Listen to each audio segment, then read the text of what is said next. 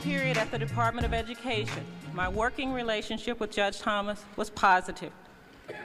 I had a good deal of responsibility and independence. I thought he respected my work and that he trusted my judgment. After approximately 3 months of working there, he asked me to go out socially with him. What happened next and telling the world about it are the two most difficult experiences of my life. It is only after a great deal of agonizing consideration and great number of sleepless nights that I am able to talk of these unpleasant matters to anyone but my close friends. I declined the invitation to go out socially with him and explained to him that I thought it would jeopardize what at the time I considered to be a very good working relationship. I had a normal social life with other men outside of the office.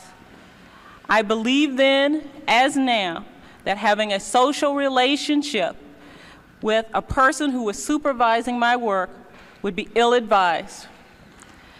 I was very uncomfortable with the idea and told him so. I thought that by saying no and explaining my reasons, my employer would abandon his social suggestions.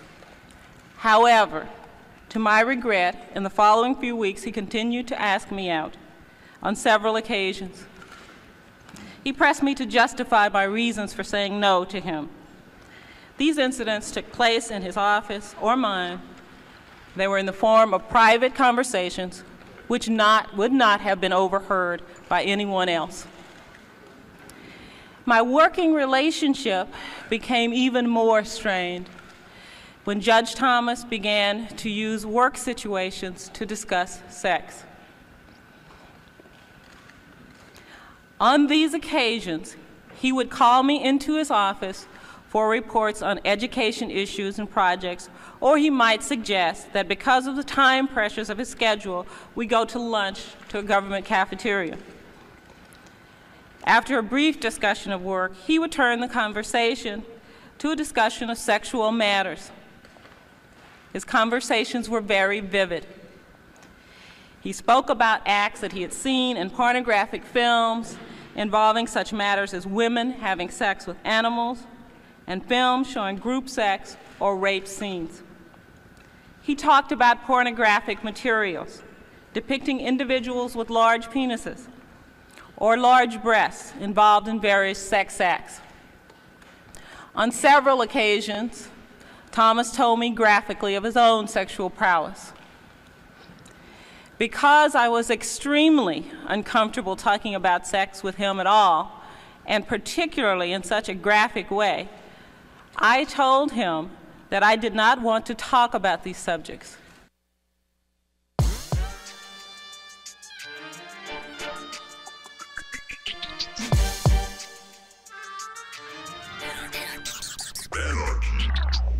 Welcome to the Michael Brooks Show, friends, comrades, enemies, and opponents. We are broadcasting live from Brooklyn, USA, where left is best as it is everywhere else, with super producer Matt Lech.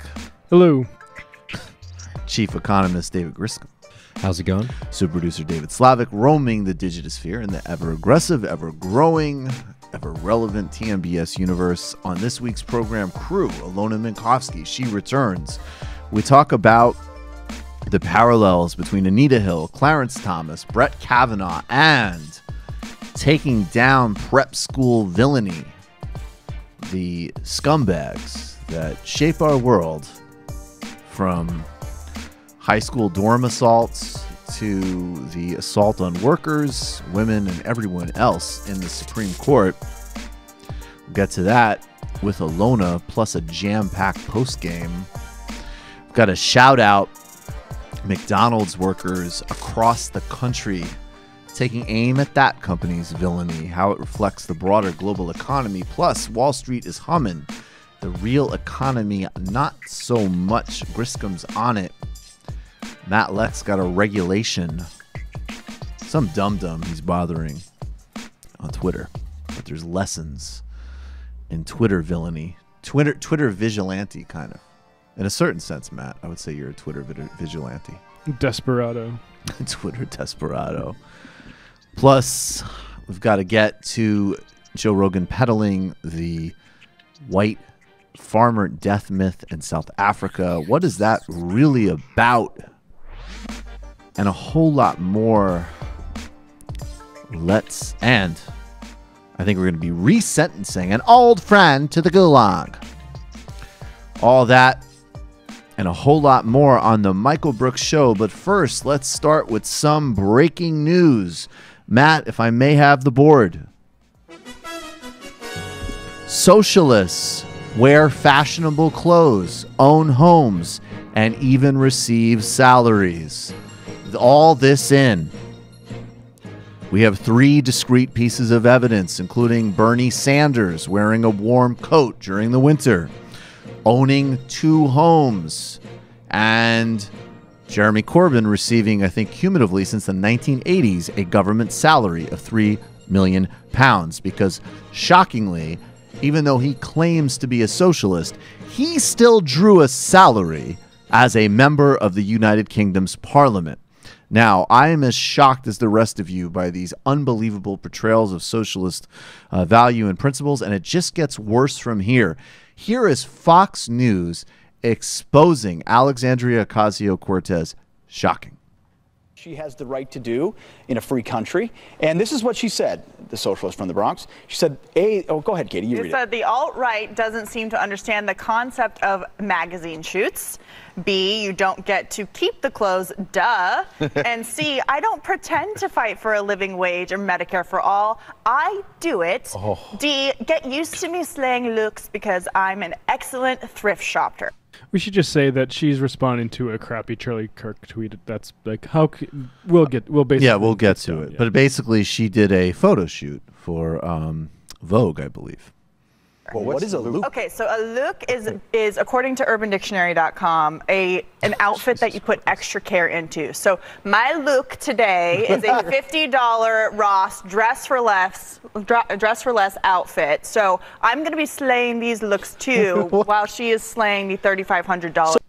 I bet you that's not the average cost of a dress on Fox News. I'm going to be very comfortable with not taking up that bet because there's almost no chance that you're wrong about that. So what does all this reveal? It reveals that the latest track, and by the way, thank you, Fox News, for doing more incredibly good coverage of Alexandria Ocasio-Cortez, showing her being fashionable, funny, relatable, and of course advocating for policies that would make almost all Americans' lives immeasurably better. Thanks a lot. Fox News continues to be a great PR shop for the promising young socialist politician. In addition to that, this whole meme, which is trotted out by the far right, it's trotted out by brain-dead Hillary neoliberal types, that socialism somehow means an act of personal sacrifice, an act of putting on a hair shirt, moral penance. Some people with great politics make this mistake too. They think that socialist politics is a sort of question of one's self-cleansing, one's moral posturing. We see this on everywhere from unfortunate woke Twitter tirades to an obsessive attention to details with one's own consumer purchases. Unfortunately, it's actually quite the opposite. Rather fortunately, it's rather quite the opposite. What we're trying to do as socialists is democratize access to the goods of society so that more people can live an abundant, comfortable, materially secure, and even materially enjoyable lifestyle. And we also know that while, of course, people's personal decisions, and there's nothing wrong with being mindful and making choices about which companies you support on a relative scale, some companies are more flagrant abusers than others, and where your dollars can intervene practically, you should let them. But we also know that we are ultimately not consumers making choices that drive politics. We are actually ultimately political beings trying to democratize an economy so that we can all have a more robust, democratized, and fully lived life. these silly, ridiculous, retrograde memes play on some left-wing mythology in the United States that leftist politics is a church, that it's an act of spiritual cleansing and moral self-righteousness, not a collective endeavor for robust engagement in material advancements and real concrete solidarity across all lines. And it also plays into some of the most lazy, pathetic right-wing tropes that somebody can't advocate for everybody to have health care, for everybody to have a living wage, for everybody, in fact, to own their own economic destinies and enjoy nice sneakers, speaking about myself, incredibly high-grade ganja, super producer, and leather jackets and beer. All of us, actually. This meme has to die, and we can laugh at the people on the right and the people in the neoliberal center pushing this Spartan fantasy, but we have to root out our own ideas that politics is an act of moral self-cleansing and moral posturing. It's an act of concrete advancement that we unite across class boundaries on. And by the way, if we look at the Middle East or Africa and great socialist anti-colonial movements, there was actually a lot of great strategy that was devised and emancipatory political vision that was generated by people smoking hookahs, smoking cigarettes, and drinking really good coffee. So we should only do our best to live up to that version of latte socialism. This is a politics that, of course, while we're mindful of the ecological burdens, which are not about personal consumption, but the extraction of capitalism, wants to put the best cigars, have everybody have access to the best soccer fields, basketball courts, tennis courts, even golf courses for everybody. It's not about deprivation. It's about democratization. Let's drop that myth, and let's keep hoping that Fox is stupid enough to keep running segments where AOC and other socialists are charming on the right side of the issues and looking good, while you apparently think that only aging sexual harassers and other predators should have health care and retirement savings. You know, if you raise taxes high enough, owning things becomes patriotic. Indeed. Like if, let's say you had to pay if Bernie on his second house, right, was just a huge amount. Good. Own the second house. I think that actually would help. He employed a lot of people. He actually did the thing that they're always banging on about, which is the infamous nonsense trickle down. But look, if you spend your whole life working to deliver rights to people and you want to build an extra cabin for your family, awesome. Well, this is not the issue. There is, yeah, exactly. Like if we are working for people, right? Right. Like genuinely, if you're in the purest sense of the term, if you want to be, you want to be delivering for people, that would be, you know, met by some success in the marketplace is not a complete surprise. Like you have to keep it within, you know, limits, but. Well, I think what I'm more interested in than anything is that on the left, we need to be much more serious about being way more fun.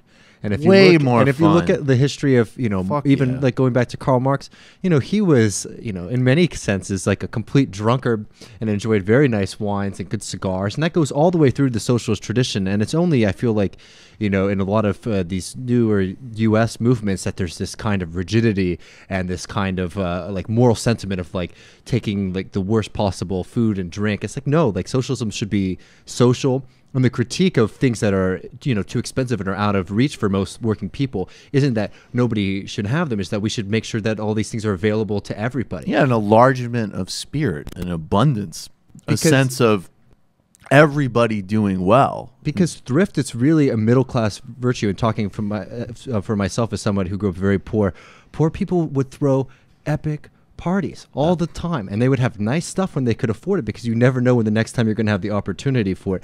And we shouldn't take on with us this kind of more middle class version of thrift, and instead take on the kind of revolutionary liberatory spirit of fun and excess, which is socialism in its best sense, in my opinion. No doubt. Indeed. Let's continue with socialism in all the best senses. We got to get to the shout out. do we have the illustrious DJ Danarchy track? And we're back. Welcome, Alex Jones fans. Danarchy. I don't want to get greedy, but if Danarchy could give us a shout-out beat, that would be ill. Top of the line professionalism. Let's get to the shout-out. Shout-out. Creepy. Shout-out. Weird. I think that's creepy. It's incredible. That's incredible. Shout-out. This is crazy. Shout-out. This is out of control. Shout-out. That's creepy. Shout-out. That's weird. Creepy. Weird. Crazy. This is crazy. This is out of control. This is weird. Shout-out. Alex Jones peddles nonsense, conspiracy theories, and bullshit, and is a great broadcaster. And he does it on behalf of his own businesses, but also, whether intentionally or not, on behalf of the oligarchs that run the global economy. And I'm sure they would object to what we're recognizing today, which is brave, incredibly. This is actually very, this will be a real mood shift, because this is really intense. It's really disgusting what's happening, and it's incredibly brave and exemplary what these workers and these women are doing. The Fight for 15 has a new nationwide strike going on against McDonald's. McDonald's, one of the most predatory companies in the country and one of the most predatory industries in the world. And these new walkouts focus specifically on sexual harassment at these companies, at McDonald's branches. These women at a protest, I don't know where they are. I believe, I don't know what city they're located in Chicago. They're going to talk about why they're out marching, why they're walking out, and their experiences. I want to keep in mind that all of these experiences are, chilling, disturbing, disgusting, an absolute indictment of McDonald's. For those of you who are listening, one of the women speaking is 15 years old. They're all incredibly young. And we want to recognize the bravery of these women and the vital work of the Fight for 15 going up against this company. Thank y'all. I appreciate all the love. And I work at McDonald's. I am here to tell you that this company has a sexual harassment problem. I'm a 15-year-old McDonald's worker. I started working at my store in St. Louis, Missouri in 2017. Almost immediately, one of my male co-workers began to sexually harass me at work.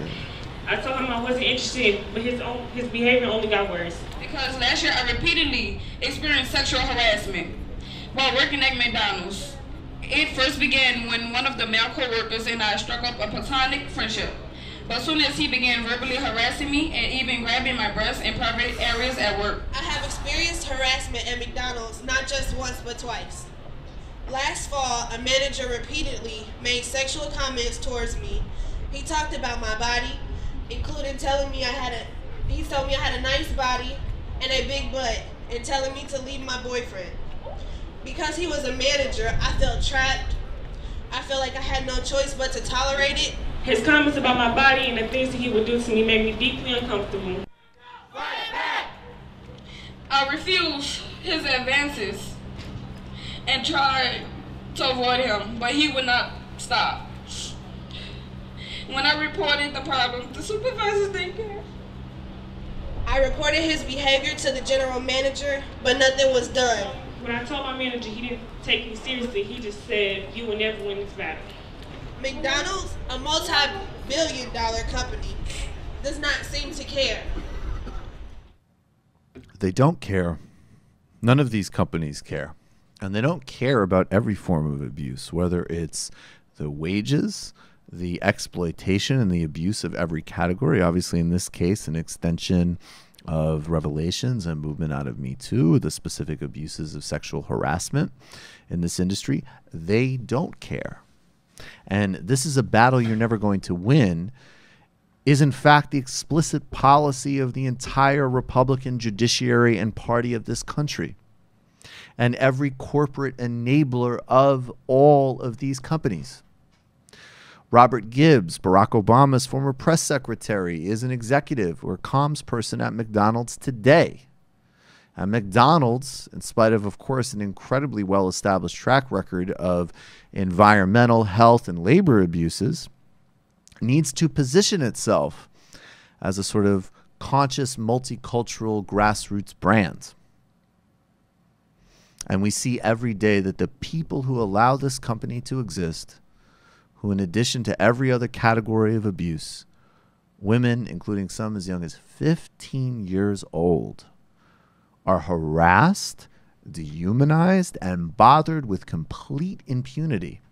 And the type of courts that someone like Justice Kavanaugh, who I'm sure shares very little in common with a middle manager working at McDonald's, except for probably certain traits, if you know what I'm talking about, will do everything, along with every other Republican member of the judiciary, to make it harder for any recourse from the people who already have by far the hardest time in the economy and in society.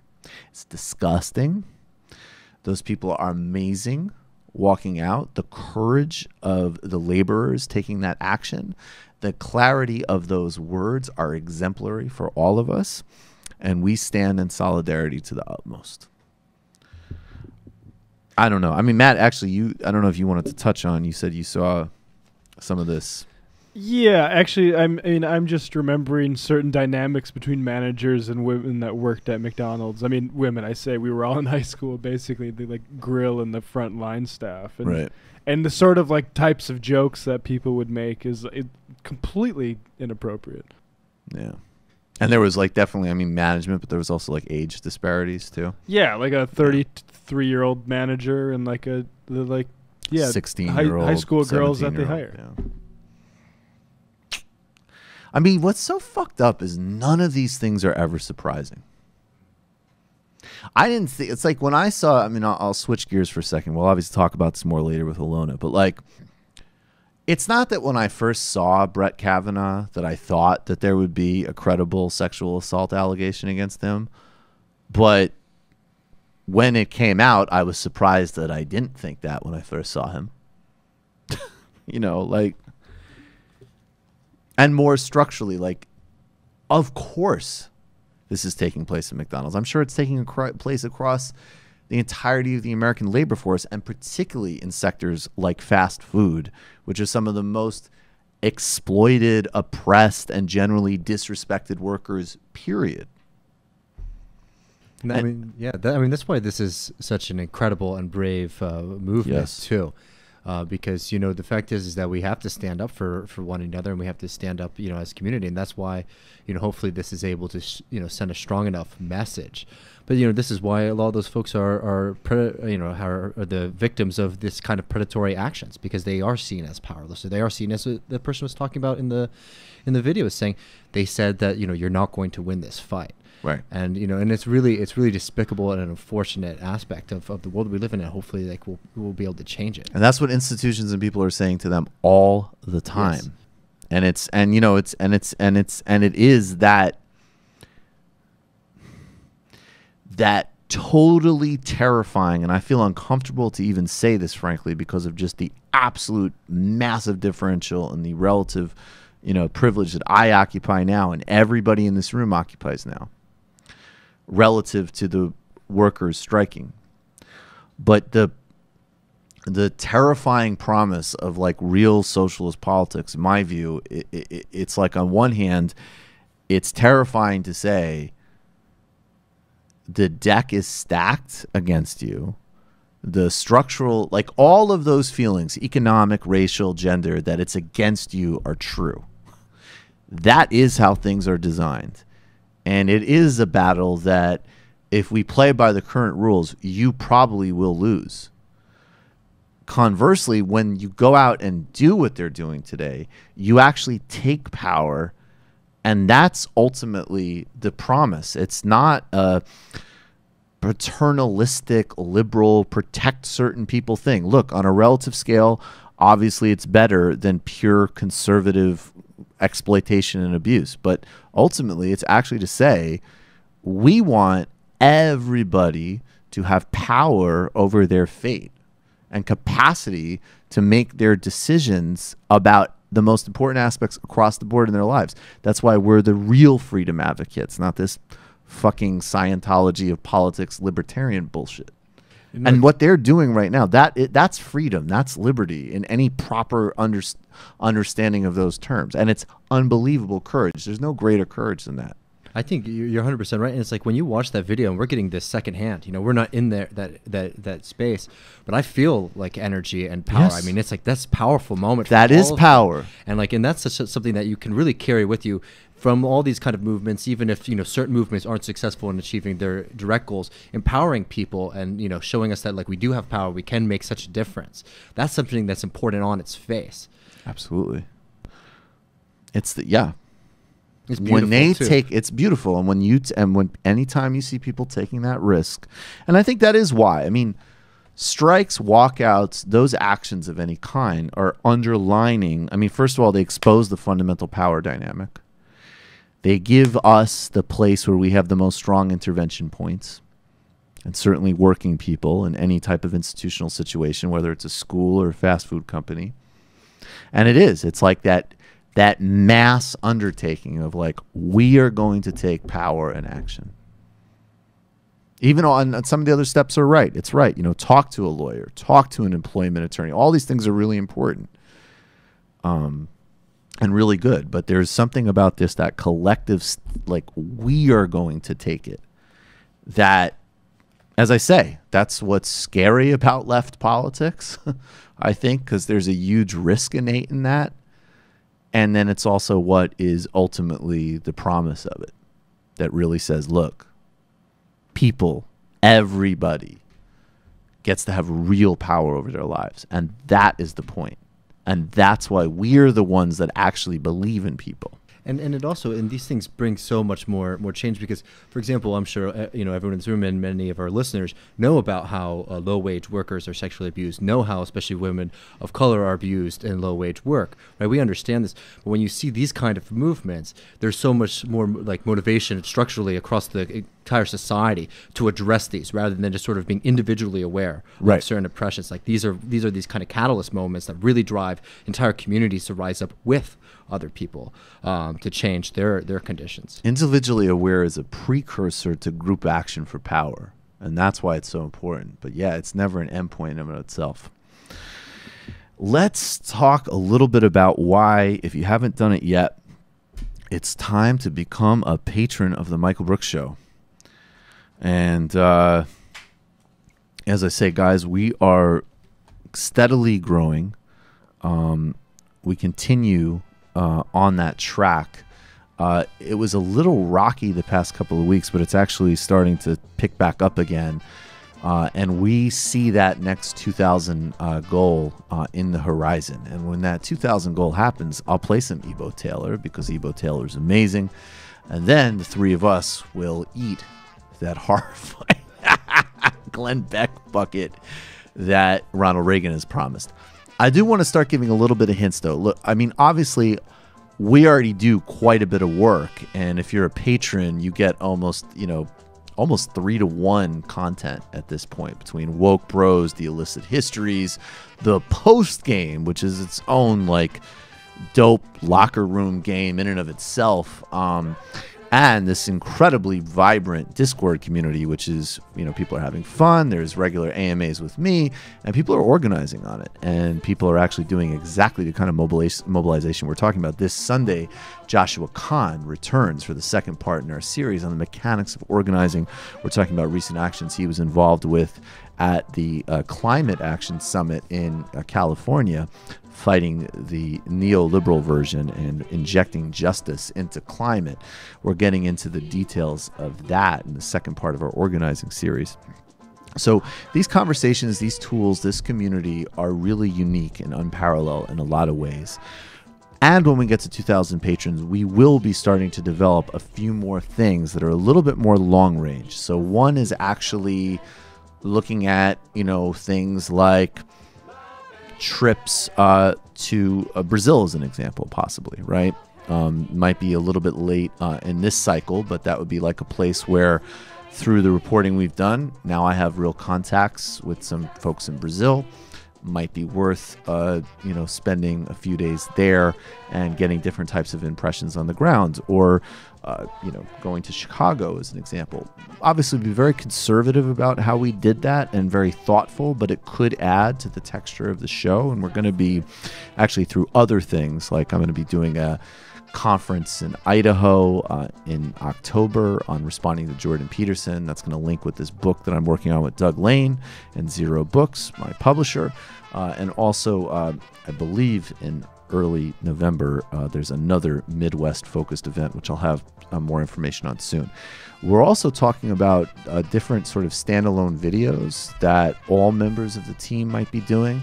And there's even some discussion of potentially some content that would specifically answer those bullshit fucking nonsense PragerU videos you see. So most of it is to sustain and expand the enormous amount of work that we already do and, you know, increase, you know, stability and pay and everything else, because that's the essential thing, to have, you know, measure of security and continuity in this work. That's first and foremost. But it will allow us to actually sort of horizon out some other potential projects, which we're thinking about in even the longer term plans for this show. So we're really proud of what we're doing. We appreciate all of you at 21 and above. There's regular phone calls. Those are a whole other experience. On one a couple weeks ago, one patron from Istanbul talked about what was going on with a patron in Chile. And we mediated and drew all these great global connections. It's a really incredible community. We're doing really strong content. Of course, the other thing is our YouTube channel, which is growing very steadily, and people are sharing a lot of clips on. Go to it. If you haven't yet, go to Michael Brooks Show and subscribe on YouTube. They dinged us on some incredible bullshit. So that's not going to be monetized until October. Vogue. Yeah, Vogue. In Vogue. Thanks a lot, David. Thanks a lot. Griscom, your early 90s pop bullshit motherfucker. But we got dinged. So that's another, like, but we do need to put it out there. We got Forrest doing a great job on it, but that's another area that we're, you know, it's a smart long-term investment, but we're bleeding a little bit on it because we need to, you know, get the content out there. It's not like the MR channel. Yeah. We need to get the content out there. So it's time. Become a patron today. Patreon.com/TMBS. Patreon.com/TMBS. Ask me if you have any questions. Thanks, everybody. What should we get to now? Should we gulag it, gentlemen? Or are we going to regulate it? I can regulate it quick. Let's regulate it. Do you have the chopped and screwed version? Matt's like, I'm ready to regulate. The fucking brownie is kicking in, and I saw a candidate for state auditor in Minnesota, and the chopped and screwed Warren G is on, and I'm ready. So I need to actually regulate about the regulate segment. I'm changing it. Instead of just going after one annoying thing on Twitter, I'm going to do one positive thing and one negative thing. I love it. So, okay, so is there going to be a corollary? Are you going to have a... I guess, you know what, regulate actually could be positive, because if you think about the song, some of it's traumatic, but it actually ends pretty fun. Sometimes they go to the East Side Motel and they have a good night. Yeah, teaching hoes some good lessons. Yeah. So on the positive segment, that was Matt. We got at BroPair, Dan O'Sullivan, tweeting out I think a nice theory, but I think it teaches something about how we need to regard the Republican Party. What are the odds Brett Kavanaugh is a high-functioning alcoholic and problem gambler whose tens of thousands of dollars in gambling debt were paid off illegally by some dark money group?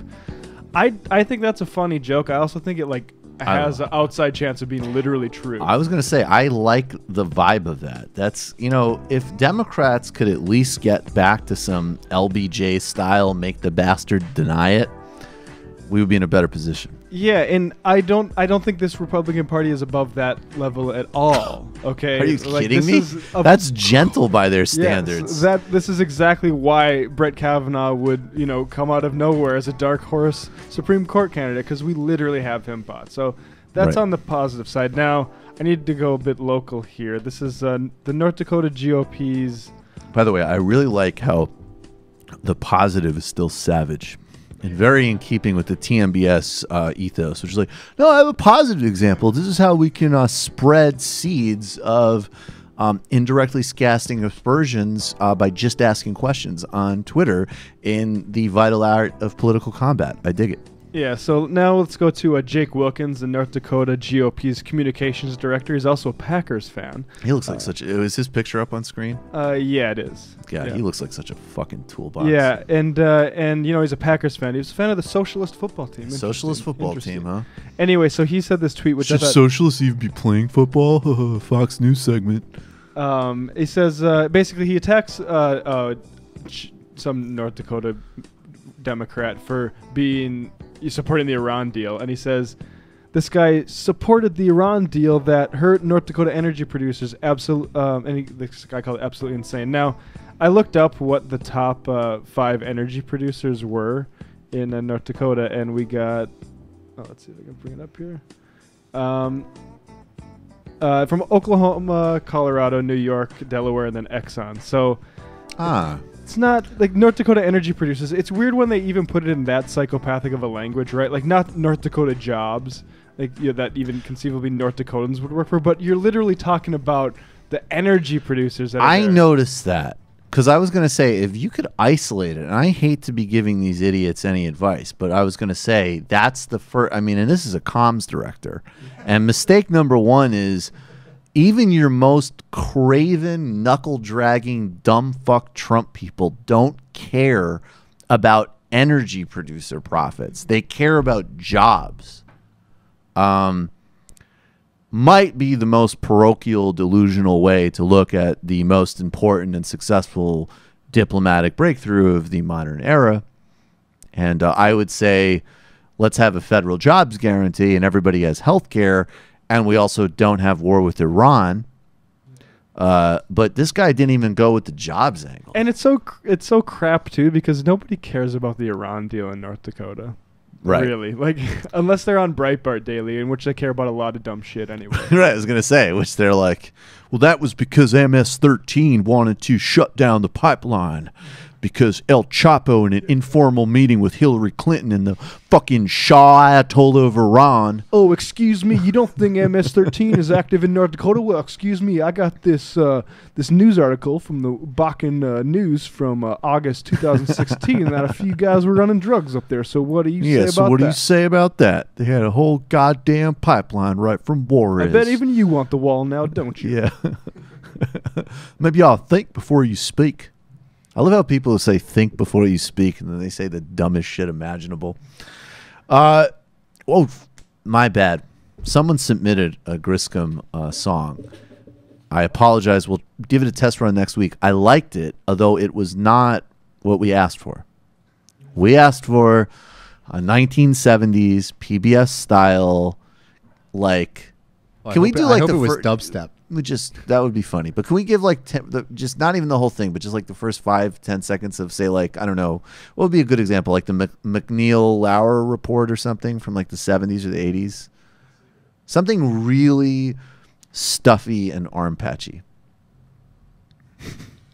I like David just like I don't like it. I'm like the fucking Johnny Cash of econ, man. What the hell? Well, we got 46 minutes of classic TV show themes in this YouTube video. I'm like the Willie Nelson of Maoism. What's your problem? That is what I want to be. The Willie Nelson of Maoism. Yeah, this is Barnaby Jones. I think that's getting there. That's getting there, but it's almost a little too peppy. I like this. This is Battlestar Galactica. I actually really like that. Just like so overwrought. This is Chips? Yeah.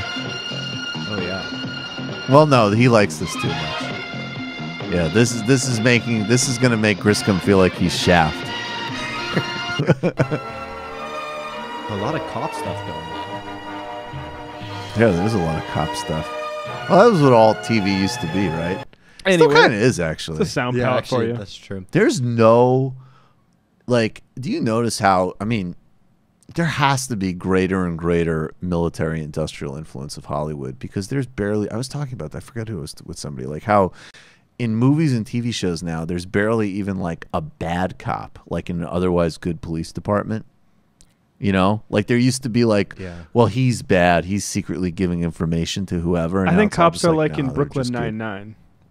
How's Brooklyn Nine-Nine? Like Andy Samberg. I mean, I've never seen that show. It's actually, really love it. It's kind of a funny show, but it's hilarious to think of all those people as cops. There's a show on now, which, forgive me, listeners, if you're big fans of it, but about just 911, and it's just like what is the show? So it's like what's police. It called? It's called like 911. It's literally called 911. Oh, okay. And it's just like police, ambulance drivers, and like firemen, and they just like have to deal with like terrorists. Oh, it's a is it a reality show? No. It's like a scripted show. Oh. Right. Yeah, and it's just sort of like the end result. It's like not even creative. It's just like emergency services. That's never been done before. Did you ever see? Have you guys seen Ozarks? No, I've heard. Well, actually, T said he didn't really like the first. It's season. pretty whack. It can be all over the place. It was a little. Oh, see, I wanted to make an Ozarks joke about David. That's the reason I asked. Hey, that part of the world is very interesting, and beautiful in its own way. I feel like they get 10% of that. Anyways, it is time for. Well, that was my economic. That was your economic. Yeah, I like that. It's just like, well, there's some TV content that I object to. Let's call it also the pop culture segment. All right, go ahead. Okay. The Economic Minute with David Griscom. Yes. So I just I wanted to talk a little bit. We talked a little bit last week about 10 years on from the crisis, but there's a couple of headlines over this past week that really got me excited. We're back, baby. Right. Wall Street salaries on average rose 13% last year to the highest level since 2008. Oh, man, we have to reevaluate the whole editorial direction of this show. They've been doing all that Wall Street labor. Yeah. Yeah, very productive. And so yearly pay, including bonuses in New York City for Wall Street securities industry, grew to an average of $422,500. And that's including bonuses. But that's your average salary on Wall Street today in New York City. Seriously. 10 years on from the crisis, 10 years on from what we've talked about as one of the most lopsided recoveries ever, and the fact that workers still haven't seen a wage increase relative to their purchasing power in 30, 40 years now. And so I just wanted to quote just to let us know that our government has the right idea on this. New York State Comptroller Thomas P. DiNapoli said, 10 years after Lehman Brothers collapse, it is clear that Wall Street does not need to return to the days of excessive risk-taking to enjoy rising profits. So we're going to come... Definitely the right lesson there. So we're going to come back to that in a second, because there's another very interesting article that I was reading in Bloomberg about the tangible net worth on the S&P 500. So basically what the tangible net worth is, just so we understand, is these are the actual assets of companies that you could hold or touch. So these are factories, the land that's owned by them, cash that they have on hand, those kind of productive equipment. Yeah. And that's contrasted with the intangible economy, which are things like brand names, like Nike. So the brand of Nike has a certain value to it. Right. Of course, with those kind of values, they're sort of tricky to figure out because they don't really exist. Yeah. So there's always sort of a... They're social constructs, man. They actually literally are social constructs. Oh, well, I mean, that's what's actually really fun about market value in brands. No, I mean, well, we'll just wait till we get to some of these numbers because it's going to get really fun in a second. Yeah. So what we've seen is this huge, stock market rebound over this past decade, and because money has been so cheap and because of low interest rates, and corporations have been able to borrow significantly, and they've used a lot of that money for stock buybacks, and then they got this great gift through Trump, which was the tax cuts, which they used for stock buybacks, which they didn't invest into their company or invest in higher wages for their workers. So you see that the stock market's humming because of these basically inflation in stock market prices, and inflation coincidentally in the salaries of people who derive all of their income from Wall Street.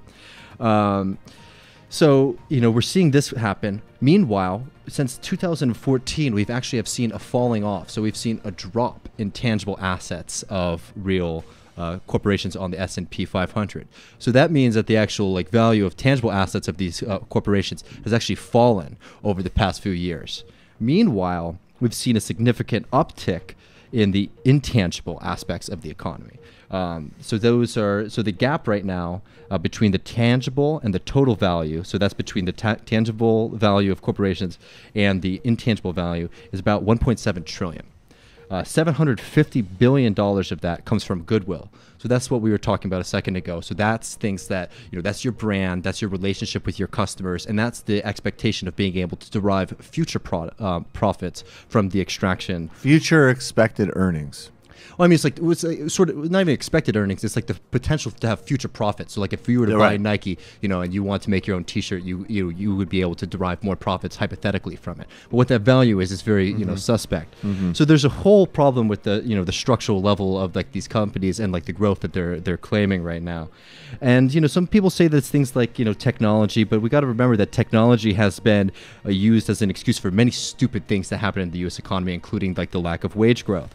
So what we're seeing. Exactly. And what we're seeing more and more is that it's actually mergers and acquisitions that is driving a lot of this intangible growth in the S&P. Meanwhile, we're seeing actually like a falling off of the tangible assets of these corporations. The point that I just wanted to make is that these intangible assets can crumble, that these kind of markets that are basically built off of fictitious capital, built off of the expectation of future profits, can be very unstable. And meanwhile, the fact that we saw a huge amount of bailouts to the financial sector of our economy to fix the wreck that that they made from speculation in the first place has just gone to bolstering the profits of stocks, to bolstering the profits of CEOs, well, basically leaving the actual productive aspects of the U.S. economy completely untouched. And we're seeing an entire economy that's being very much driven on debt, that's growing and growing, and we're not seeing any productive gains to go with it. And it's something that we definitely need to be much more bolder about going forward, because as the left begins to take power, we need to start making the arguments now to get this financial sector off of our back, because we need to remind them that they want to use our society, they want to use American currency, they want to use American markets, and they want to use the stability that you get from being a U.S. company to make these huge profits. That they need to start answering to the public and stop with this kind of speculative bullshit that wrecked the economy in the first place. So I just want to remind us one more time that our friend Dean Napoli, 10 years after Lehman Brothers collapsed. You keep my name out of your fucking mouth. It is clear that Wall Street does not need to return to the days of excessive risk-taking to enjoy rising profits. I'm sorry, they do. Yeah, I was trying to make an olive branch to you and your little fucking hippie friends. Meanwhile, you insult me. Di Napoli. Oh, God. Anything else you'd like to say about MMT people? No, you want some smoke? No, I mean, I like MMT people. MMT is definitely an important. That's not what you said off mic. Yeah. You guys are trying to get me to fight with the MMT people. Look, I mean, I think we should talk about this we should talk about this on another day. But I think the MMT people. We're trying to capitalize on beef, David. Look, Jesus Christ, David. There's a socialist. There's a socialist view of the world, and there's a view that's very accommodating to capitalism. And I definitely fall more on the socialist view of the world than other people. Oh shit! Did you hear that? He basically just said that he was going to sleep with your moms.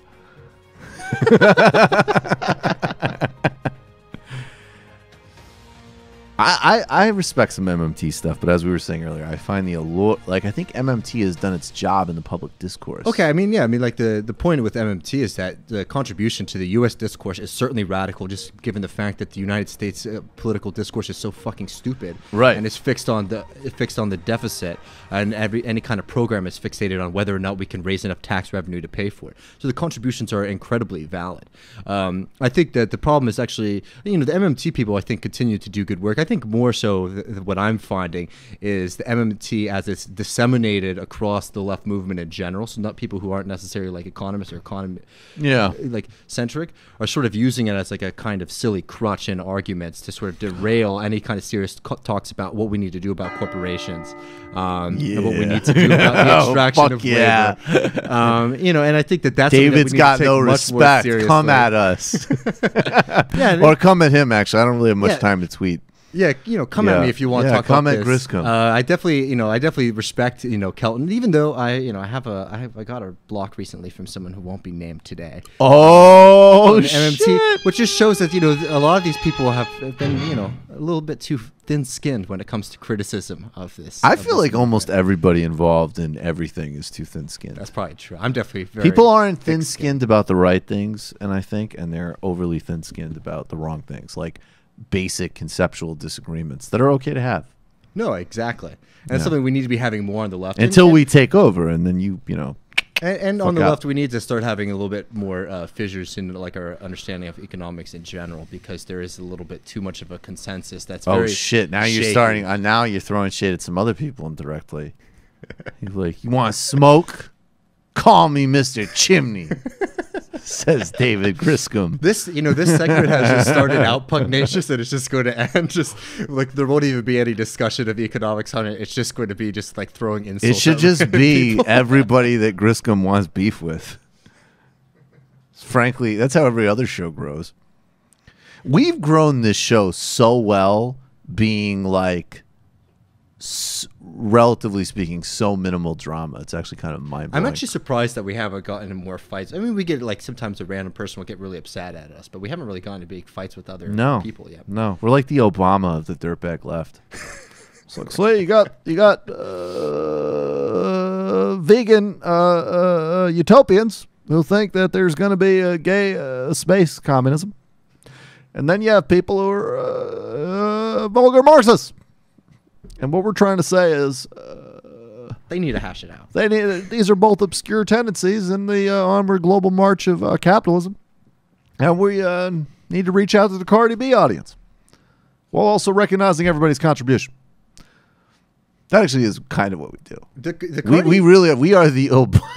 The Cardi B situation is a very serious splinter that we need to be going for. I mean, dude, of course, Cardi B should be on this. Was huge. Cardi B should be on this show every day. I'm always, I'm telling everybody. Cardi B should be on this show. Cardi B, come on TMBS. Cardi B, come on TMBS. Cardi B. By the way, we should also point out that Amy Schumer changed her vote at the last minute, despite endorsing Cuomo. So Amy Schumer endorsed Cuomo. She did the most basic lame move imaginable, along with Nicki Minaj. Is it lame, though, or did she cash the check and then go vote with her heart? If she got a check from Cuomo and then voted with her heart, then Amy Schumer should come on this show, and she's dope. If that did not happen, she made the most basic lame endorsement imaginable and then got uncomfortable because too many of her, like, more trendy friends were snapping the grams with the like, I just voted for change, oh my god, blah blah blah, Cynthia Giummani Zephyr. And then she was just like, oh, I think I really miscalculated this one. Or, if you wanted to be more charitable, probably what it was like, I've had this interaction with a few people. They're like, hey, Cuomo's $15 minimum wage, marriage equality, and then you shoot them like one piece in the Nation about what it just unrelenting, unremittent scumbag he is, with all of the fucking austerity and corporatism and corruption probes and all of it, and then they go, oh, my bad, I'm gonna vote for Cynthia Nixon. So maybe that happened with her. But Amy Schumer's switch, if I remember correctly on Twitter, there's a little bit of like a subtle dig at a lot of people too. Is what she said is when she switched to Nixon, she said, this is what happens when you're like polite and having a conversation. When you just when you're nice and people came to me and they were polite, and then I changed my mind. Versus all the other people who were just being mean to me, so I was just supporting Cuomo. Yeah, so that was sort of you took one step forward and two steps back in that situation.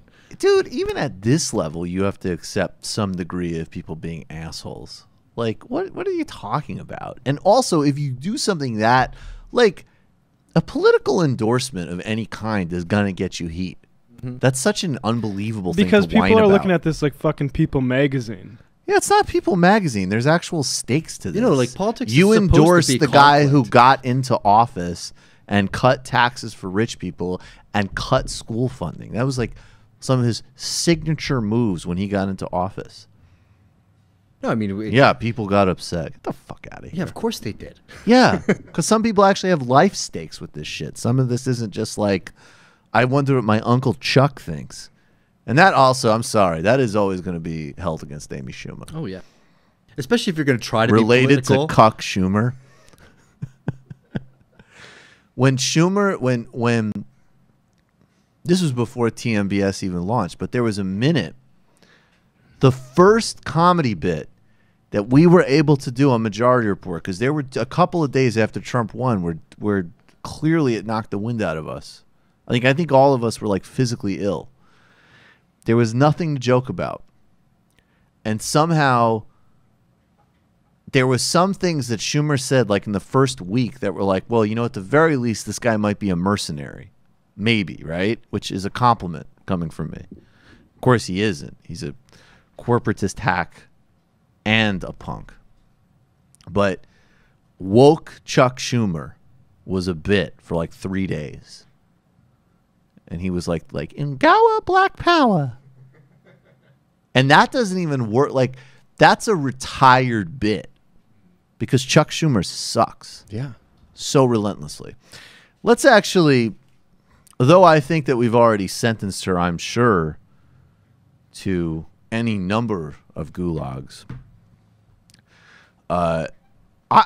We've done actually, this is another thing that's been amazing about the growth of this show. We've actually talked about this particular person very little. There's a lot of content makers who still make a lot of hay out of this person. You know, we don't really relitigate 2016 at all. On the show. And like most people cannot get out of that mindset. No, it's the relitigate 2016 mindset. That being said, and if our music is ready, I really would like to go full Soviet national anthem on this broad. There are moments where, while I loathe her politics, and if anybody has any ability to be even remotely objective, here, I'll give it to you. I'll be Obama again. On one hand, there are people who might not appreciate the historical nature of her nomination as a woman and some of the unique abuses and challenges she faced in the general election. On the other hand, those of her supporters who can't recognize that she was uniquely the worst possibly positioned person to be the nominee are delusional. And also that she used the most cynical version of fake pseudo-woke identity politics to undermine an actual socialist cause in a disgusting way in the primary. You're both not being real. Hillary Clinton, who... Actually, I think I basically just outlined the two ways to see her. Look, she has trash politics, and she's also, of course, someone who has been maligned and slimed and everything else. I don't care. If somebody came to me and said, I have a grand bargain, and in exchange for Medicare for all, the removal of all of the Republican leadership, Bernie's going to ascend to the presidency, and all the Breitbart wing wants is the Clintons to go into exile into the Emirates or to go to jail, I would take that deal. I'm not going to lie. I would definitely take that deal. But for most purposes, I say, who gives a fuck? Who cares? I certainly don't care about anything that Hillary Clinton has to say. And then she comes along and does something that is just... It's so beautifically tone deaf that really only the Clintons could actually do this. On Twitter, was this yesterday or the day before? Hillary Clinton on yesterday, September 17th, at 3:43 p.m., tweeted the following. If you could scroll back up, please. Tyrone Gale, a beloved member of the Hillary for America team, was known to stay at the office until midnight and run 6 miles the next morning. Now his friend and fellow HFA alum, Jesse, is raising funds for Tyrone as he fights cancer. Pitch in if you can. Now, can you open the link that Hillary Clinton is suggesting that people go to? Oh, that's great, actually. He's a little under, he's about a little under 9,000 away from his goal. This gentleman, Tyrone, I've already forgotten his last name. I apologize. Yeah, it's actually a really weirdly written. We got to go back to it. Tyrone Gale, who's a political professional operative, does not have health insurance right now.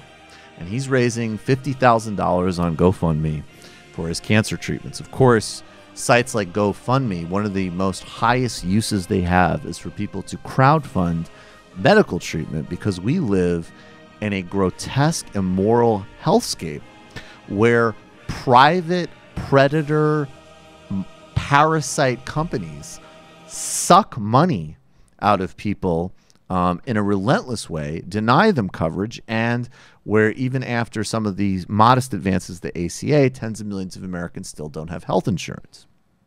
Now, let's go back to the Hillary Clinton tweet. First thought, let's take this from micro to macro. Micro, the Clintons are, in conservative estimates, worth over $40 million. Over 40, and that's a conservative estimate. Bill Clinton clears hundreds of thousands of dollars for speeches, as does Hillary, I'm sure, if she's still out giving them, which I assume she is. Hillary Clinton, let's take this 3 steps. The real mensch move is, and maybe this isn't fair, so let's stipulate in the first scenario that Hillary Clinton heard that a former campaign staffer was fighting cancer, didn't have health insurance, and needed to go crowdfund it. She goes, oh my God, don't even put that page up. I'm going to write you a check right now. As a matter of fact, maybe I'll write you a check for $100 grand, 50 for the treatment, 50 to help pad you while you go through this crisis. Don't mention it. I want to do the right thing. It's how I'm sure anybody who is a normal person and they think about having that type of resources imagines that they would handle themselves, right? And again, this isn't even like swooping into help a stranger. This is somebody that worked for you. This is somebody that you're indicating you had some type of sort of personal affinity for. All right, next step. The GoFundMe launches, and Hillary Clinton wants a massive drumbeat of retweets from idiot resistance people on Twitter. And she goes, don't worry about it, Tyrone. Check's in the mail. And she takes care of it to much public accolades. Now, to be fair, she got public accolades from her fucking people for this. So, I mean, very easy to please audience. She didn't have to say anything, Michael. She didn't have to say anything.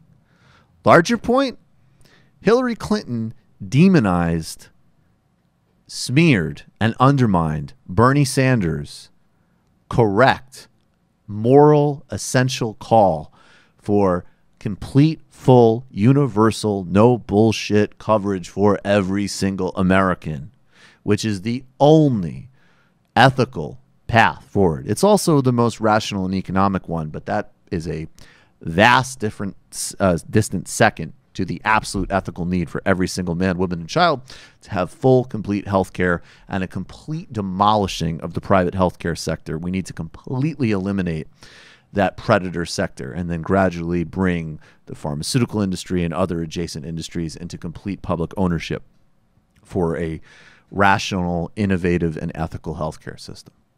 And yes, I said innovative. Look it up, libertarian idiots. Most medical innovations come from the public sector and then are privately absorbed into pharma, where they're branded and intellectual property games are played with patents. But still, a massive amount of medical research and innovation still comes from even the desperately underfunded National Institutes of Health and other places. It's a major part of innovation. So, Hillary Clinton, whose political career, to be fair, she tried to get everybody health care in the early 90s. She failed. She ran aggressively against the Bernie Sanders solution for Medicare for All. And that is one of the only, if there's anything relevant to relitigate about 2016, it's things like that that actually have a policy consequence. All the other stuff is bullshit, whatever, who cares? She was profoundly wrong and destructive to the extent that people bought her fear-mongering about Medicare for All. And now the consequences of this immoral, disgusting, rapacious healthcare system is in her face in this tweet.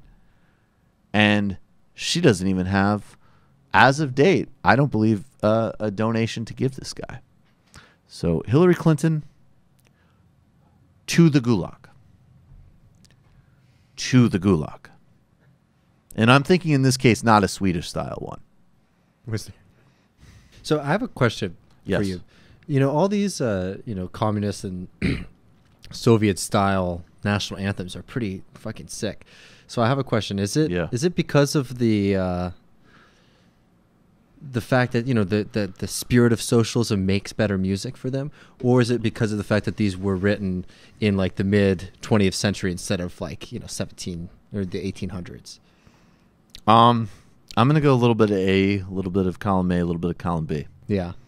Wait, sorry. What's the question? I think I do Like think all of timing these- is pretty important. Like all these like socialist national anthems are like way more entertaining than if you listen to like, you know, the U.S. national anthem or anything like that. No, it's just because you hate America.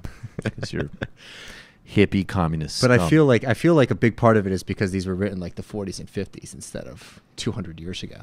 And Griscom's like, and we all know the 40s was just filled with awesome music. It's just like totally the time. Dude, it was the time, man. Dude, it was the time. You had Paul Robeson running around.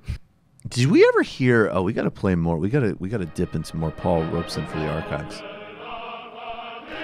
You know, not to plug in. What is this one? This is the Le Marseillaise.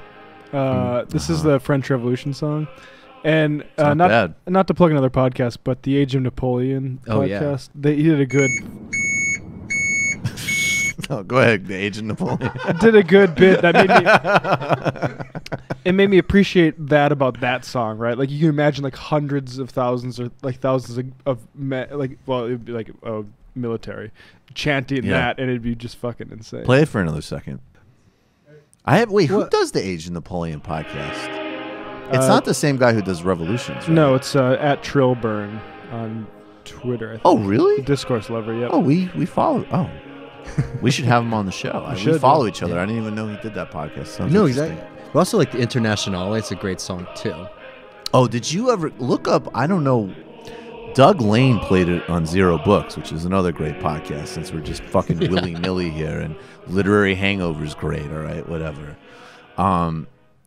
Doug Lane played, and I don't know if you look it up, but it was like it's like almost like a Tony Bennett or Frank Sinatra version of the Internationale. And I have no idea where. I should have asked him this. Do we have it? Something like that? Yeah. Oh my God. Arise, you prisoners of want. That's right. This is Tony Babino. How good is this? This is awesome. Hatred, greed, and fear. Away with all your superstitions. Serve our masses. Arise, arise. Yeah. I think this is exactly the type of socialist ethos that we're promoting. See, this is why AOC gets to do a photo shoot. Fucking uptight twerps on Fox. This is why Jeremy Corbyn gets to have a salary. That's the best one. Did you know that Jeremy Corbyn just got paid for his work? What kind of socialist is that? That's so incredible. Wait, is this the one where they... Okay, yeah, this is the nicer one. Because there's a couple different versions of the Internationale in English, and one of them's like is like this, which is nice, and it's like, let's get together and join up, and one of them just like come up like the masses and shoot the generals on your own side. Well, that's not bad. That's very nice in its own way. Yeah, but that's if you think about it, one, and it's the American true one's in a the certain nicer sense. one. They'll break ranks and fight no more. Oh, here we go. And if those cannibals keep trying to sacrifice us to their pride, each at the forge must do their duty, and we'll strike while the iron is hot. Yeah, they did censor that part. Yeah. Oh, they censored it, yeah. The other lyric is, they soon shall hear the bullets flying, we'll shoot the generals on our own side. Oh, I wish I heard that guy sing that lyric. Yeah, that would have been really That sounds good. dope. I mean, just to do a close reading, the use of the word generals there is very, I think. It's very telling. Oh, man. Alyona is running a few minutes behind. She is pre-drinking. She's sipping a 40 in the in the lobby. You know what? Let's play that. I mean, Alyona and I are going to do we're going to do a rundown really in the main part of the show, getting into the Joe Biden, Anita Hill, Arlen Specter, and what's happening today with Kavanaugh. I believe that the woman who is accusing Brett Kavanaugh has just said that she wants an FBI investigation to be opened first. Maybe you guys could look that up. I just got an alert from the New York Times on my phone. I can't read it. But before we get to that, let's just play. Yeah, David, if you could look it up, because, Matt, I want you to play this. This is a creepy as hell clip on a number of levels that they pulled on MSNBC of Brett Kavanaugh talking about his time at Georgetown Prep. I don't know when this is taken from. It doesn't look terribly old, but it's obviously not in the current news cycle. And, I guess, it just sounds, if you saw this without the context, it would just sound like, banal, backslapping, boring, mediocre white bullshit. 2015. And it still does, but now with an incredibly creepy echo because of the accusations against Brett Kavanaugh, and also Brett Kavanaugh's incredibly bizarre friend, who we're going to talk about more too. Yeah, and not even this old accusation, right? The fact he was on the staff, he was a clerk for another abuser. Kaczynski. He was on a clerk of a court we should get his name, a court Kaczynski. judge, Kaczynski, who forced in a theme here, was really into having clerks look at porn with him, including something called cow porn, which I had the misfortune of a patron pointed me in this direction, and I don't want to elaborate on it. It's disgusting, and I guess you shouldn't really make a qualitative distinction here. Like, no boss should be forcing somebody who works for them to look at porn. But I have to say, the added just disgustingness on top of the picture of this judge really drove home just the depravity of it. That's Brett Kavanaugh's mentor and someone who said he learned a lot about hiring from. This is Brett Kavanaugh in 2015 talking about his prep school days. We had a good saying that we've held firm to this day, as the dean was reminding me before the talk, which is what happens at Georgetown Prep stays at Georgetown Prep. That's been a good thing for all of us, I think. Right. So that sounds like mediocre prep school bullshit. But as a story about he and his friend forcing a woman into a room, he putting his hand over her mouth, the friend cranking up the music, kind of gives a different tenor to that dumb shit. The other day, I was on I-24, which is that global Israeli network, which I have fun going on sometimes. I like a lot of the people that work there. They do some insane content. I have some mixed feelings about being on there, frankly, at times, and they certainly pair me up against the sort of full-on wing of the GOP. But one of the things that this guy was saying when I was on the other night was like, he was in high school. Literally, that was all he was repeating. High school. And this notion, and maybe, by the way, this is a time where the conversation should be corrected in some ways, right? Like, we are advancing as a society in terms of people's understanding of these issues.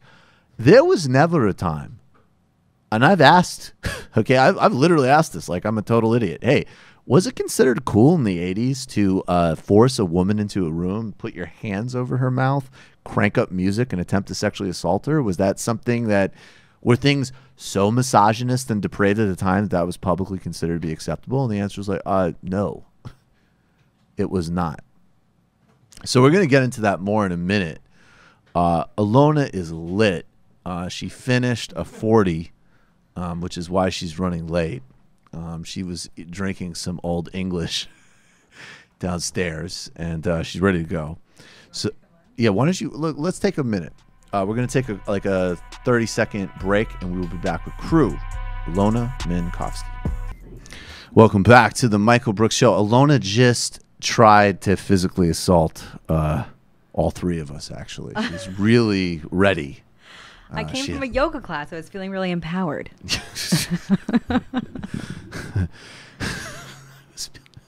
Empowered Alyona. When are you not feeling empowered, Alyona? I think you got empowered down. It's good. I feel pretty good right now. Like the yoga instructor after, like, at the end of the class, when everyone was laying down in their shavasana, she came by and, like, rubbed some essential oils on my neck and fuck yeah, got all the, like, the nice scents and really just, you know, woke me up. The California of this show just skyrocketed. You know, like, what about the palm trees? I know. Well, that's more like the Miami Beach. Actually, this is every time I yeah, wear that's not. That's some real. My friends tell me this is the most Russian thing they've ever seen. Yeah.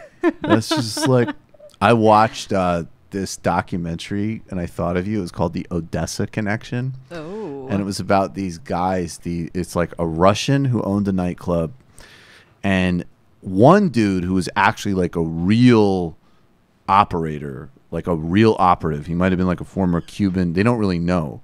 Former Cuban intelligence officer who worked for drug cartels. Okay. And then some like Miami drug dealers / motorboat seller, and they started getting to the Kali cartel in the 90s. They went like after the Soviet Union collapsed, and they were just like selling, like the cartel would be like, we want military grade helicopters, and they'd go to Russia, and the guys would be like, sure, we'll fucking sell them to you for nothing. And you can just like load them up. And it culminated in them buying it fell through, but they were like about to buy like a nuclear submarine. Oh my Not God. with like weapons, but like with the but like the just actual, to have, right? No, to smuggle. It was good for smuggling routes. They actually had like plans for using it to smuggle coke. That is kind of brilliant, actually, right? If you have like a stealth submarine. And it's great because there's a one Try guy. that, Customs. Exactly. Yeah. And the guy who made me think of you was this guy. They called him the Bear. And it's just my racism. Naturally. Yeah, it's just my racism. And he was like, and he's great though, because he's like all these outtakes. Because now he had escaped from a Panamanian jail and is now back in Moscow just living. And apparently he's trying to write scripts for kids' TV shows. That's like his new thing after being like a smuggler and a nightclub owner. And he's just like sitting like smoking cigarettes, and he's just like, and then they say they want submarine. I said, okay. Oh my God. We'll go back. We'll see if they have submarine. Russia would be the place for someone like that to write kids' cartoons, because there was a cartoon that was really popular when I was little. It's called Nu Pogodi. And it's I already love it. And it was like a rabbit and a wolf. And it was kind of like the Roadrunner. And what's the, you know, who was the Roadrunner like thing, Warner guys? Brothers? Who's Do we the know? Roadrunner thing? Roadrunner and who? Wile E. Coyote. Yeah, Okay, kind of that scenario where like the rabbit was always causing trouble, right? You know, and the wolf at the end would be like, "Ah, damn you, rabbit!" But the wolf was just constantly chain smoking cigarettes, and this was like a kid's cartoon. I'm just like every single scene or whatever, the wolf is just chain smoking, and it never even registered to me until somebody brought that up recently, or maybe actually it was my fiance, because he, you know, like had watched it and he pointed that out, and I was like, huh. I like didn't even. I want to see. Didn't even register. Do you want to do? We should do like TMBS Mystery Science Theater and watch it. Yeah. We should do. I'm totally serious. I want to get. I haven't watched it. I want to get really properly lit time. and watch that with you and the crew. I think we need to do that. I do have a funny video that my dad just emailed me. Every now and then he like emails me a random YouTube video, and it's like genius engineering. And it's just something where somebody engineered it so like these little balls, you know, fly out at the exact time to hit these chords and these strings, and it like turns into music. But it's actually pretty incredible. But this is like, that's the stuff you need to just get really high to, and you know, sit there and watch. Do you tell that kind to your video. like, Dad, you need to check whether I'm blazed or not before I enjoy this? No, but you know what? I did recently. He's been having a hard time sleeping, and so recently I bought him a vape pen in California where it's legal. It's legal. Yeah. It's legal, Mr. Minkovski. Yeah, and so I'm always like, so Dad, you know, like, how's it going? He'll be like, oh, sometimes it helps me sleep, and sometimes it doesn't. I'm like, well, do you get high? And he was like, no, it's just sometimes like, liar. You know, I just feel a little. My head feels a little in the clouds. Yeah. I'm like that means you're high. It's called being high. That's awesome. He's like, no, I don't. I just like giggle and I get hungry Yeah. and I feel like my head's in the clouds. That's awesome. Does have you gotten high with your dad? Have you seen him do it? I have not gotten high with him. You know what? It's funny because when I was a kid, he had a completely different attitude Oh, yeah. about, you know, that kind of stuff. And I had like a little incident in boarding school, and it was a really big deal for my parents at the time. And so like I was Matt, my board, please. You had an incident in boarding school? What kind of weight were you moving? You know, the sad thing is that it was like Al Capone or Donald Trump. I got caught for the small stuff. What did you get, a roach? Because I was like, that was very lame. What did you get caught with? I was sneaking out and like going to raves all the time. Right. And then, of course, the thing I got in trouble for was on the night of the Halloween dance. I was off campus in the woods behind the baseball field, and like got caught with like weed and you know, a glass pipe. Apple bong. It was a glass pipe, but it like had never even been used. It was brand new. That was the sad confiscated? part. But the worst part is, you guys, sucks, it was the Halloween dance. I had no costume, and my friend was like, let's just dress up like slutty secretaries. It's so easy. You just like borrow a guy's, you know, shirt and like make your hair messy and put on some glasses. So it's easy. Here I am, That's what I always say. discovered in the woods by a teacher, just me and two boys in my slutty secretary outfit with like shirt and hair all messed up. And he's like, shines a giant flashlight on us and is like, what are you kids doing out here? And I was like, talking. That was so bad. That was always the best when you were like, we're having a really serious conversation. No, it's like not what it looks like. Oh my God. But so, yeah, that was a traumatizing experience for me. My parents were so... I'm just thinking of all these traumatic memories. I won't even repeat all of them. The one thing I will say that's funny is I remember like my mom will always get me on the... No, I'm not going to do... I'll wait for the really painful one for the post game. But at least like on the weed one... Wait, should I not be saying these things during the regular show? Is that what you're telling me right now? Keep going. Just Am I gonna keep drinking. a lot of regrets? No, these are fine. It's fine. No, I just remember... No, you know what? I'll say it. I remember... I was pretty good about not getting like, and also I wasn't at boarding school or anything. I was raised like a fucking hippie wolf. There was no rules or consequences for anything. And I was actually at certain times absolutely out doing some things which adults should have stopped me from doing. Yeah. Like objectively. But I remember probably like the first girl that I like brought to my house and my parents met, you know, like we were like, you know, she's my girlfriend, blah, blah. And I just remember like my mom one time, and I don't want to say that because my mom will get pissed, but it was funny. She's like, look, I don't care. It's totally fine. I think you're a lovely girl. It's cute. You guys look together. You look good together, blah, blah. But she needs to make less noise. Straight up. I was like, wait, so wow. But this is, I'm confused. The first time your mom met her, about? she had already heard you having sex with her? No. You were like bringing her home? No. It was a while. Yeah, that would be pretty. No, I wasn't. Oh God. Wasn't that indiscreet? I wasn't Alyona. following the timeline. No, we had known each other for a while. It was totally spontaneous, totally unprompted. But no, I mean that was actually really effective because when she said that, I didn't want to have sex again for like another. Yeah. So that was no, and then the other thing that's funny is she's like, when you were like 13, 14 and you would come home, it was so obvious because you would just be drenched in like the most disgusting like Ralph Lauren, like we would like smoke a blunt in the woods and then go and like shoplift like Tommy Hilfiger cologne. Oh my like, God. yeah, our parents are never gonna catch us, like you like walk around, you have like the most bloodshot eyes and you look like these fucking 14-year-olds and you smell like a fucking like ganja plantation mixed with like the most off-brand disgusting like bathroom sanitizer at like fucking Penn Station. It's whatever you think so works, right?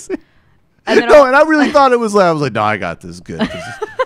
Perfume, yeah, it's fucking cologne. That'll take care of business. But doesn't that scare you about being a parent? Nothing scares me about being a parent because it's never going to happen. Never going to happen. I mean, everything about the prospect terrifies me. But when people are like, it's so bad at this age, I'm like, no, the idea of any kind of teenager terrifies me more than it actually does. I know what kind of a teenager I was. No, I do actually think it's a possibility someday I will have a family. And I do think if any type of like literal karma is real, you're fucked. I'm so fucked. Me too. Yeah. It's so tragic. It's so dark. We just have to laugh through it. Yeah. It's going to be like, and I also think too about like, yeah. Like, and also like the different, because some situations I was in, even as like a boy, I shouldn't have been there. And if I was fucking, I'm sorry. Like, you have a daughter, man. Jesus Christ. Yeah, it is a terrifying prospect. Yeah, that's tough. Anyways, my big lesson from you and from Brett Kavanaugh is no prep school. I don't recommend it. But you like the transition? That was good. Yeah. That was good. It wasn't the right fit for me. Clearly. Did you say that after you were caught in your slutty secretary outfit with fucking weed? You're like, I don't think this is the right fit for me. I don't think that this is really a flourishing learning environment for me.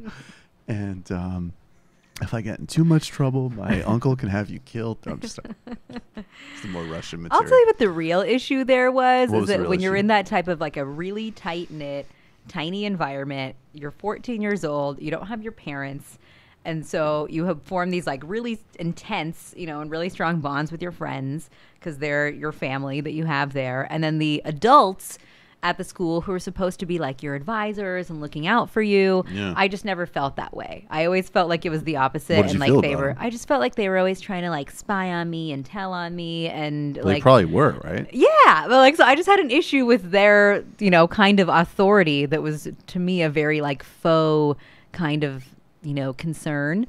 Oh, I see what you mean. It was like they would approach you like, we care about your well-being, but really they're just trying to like collect intelligence on you. Yeah. I got you. Maybe. Was it sleepaway? Were you? Yeah, it was a boarding school. Like you lived there.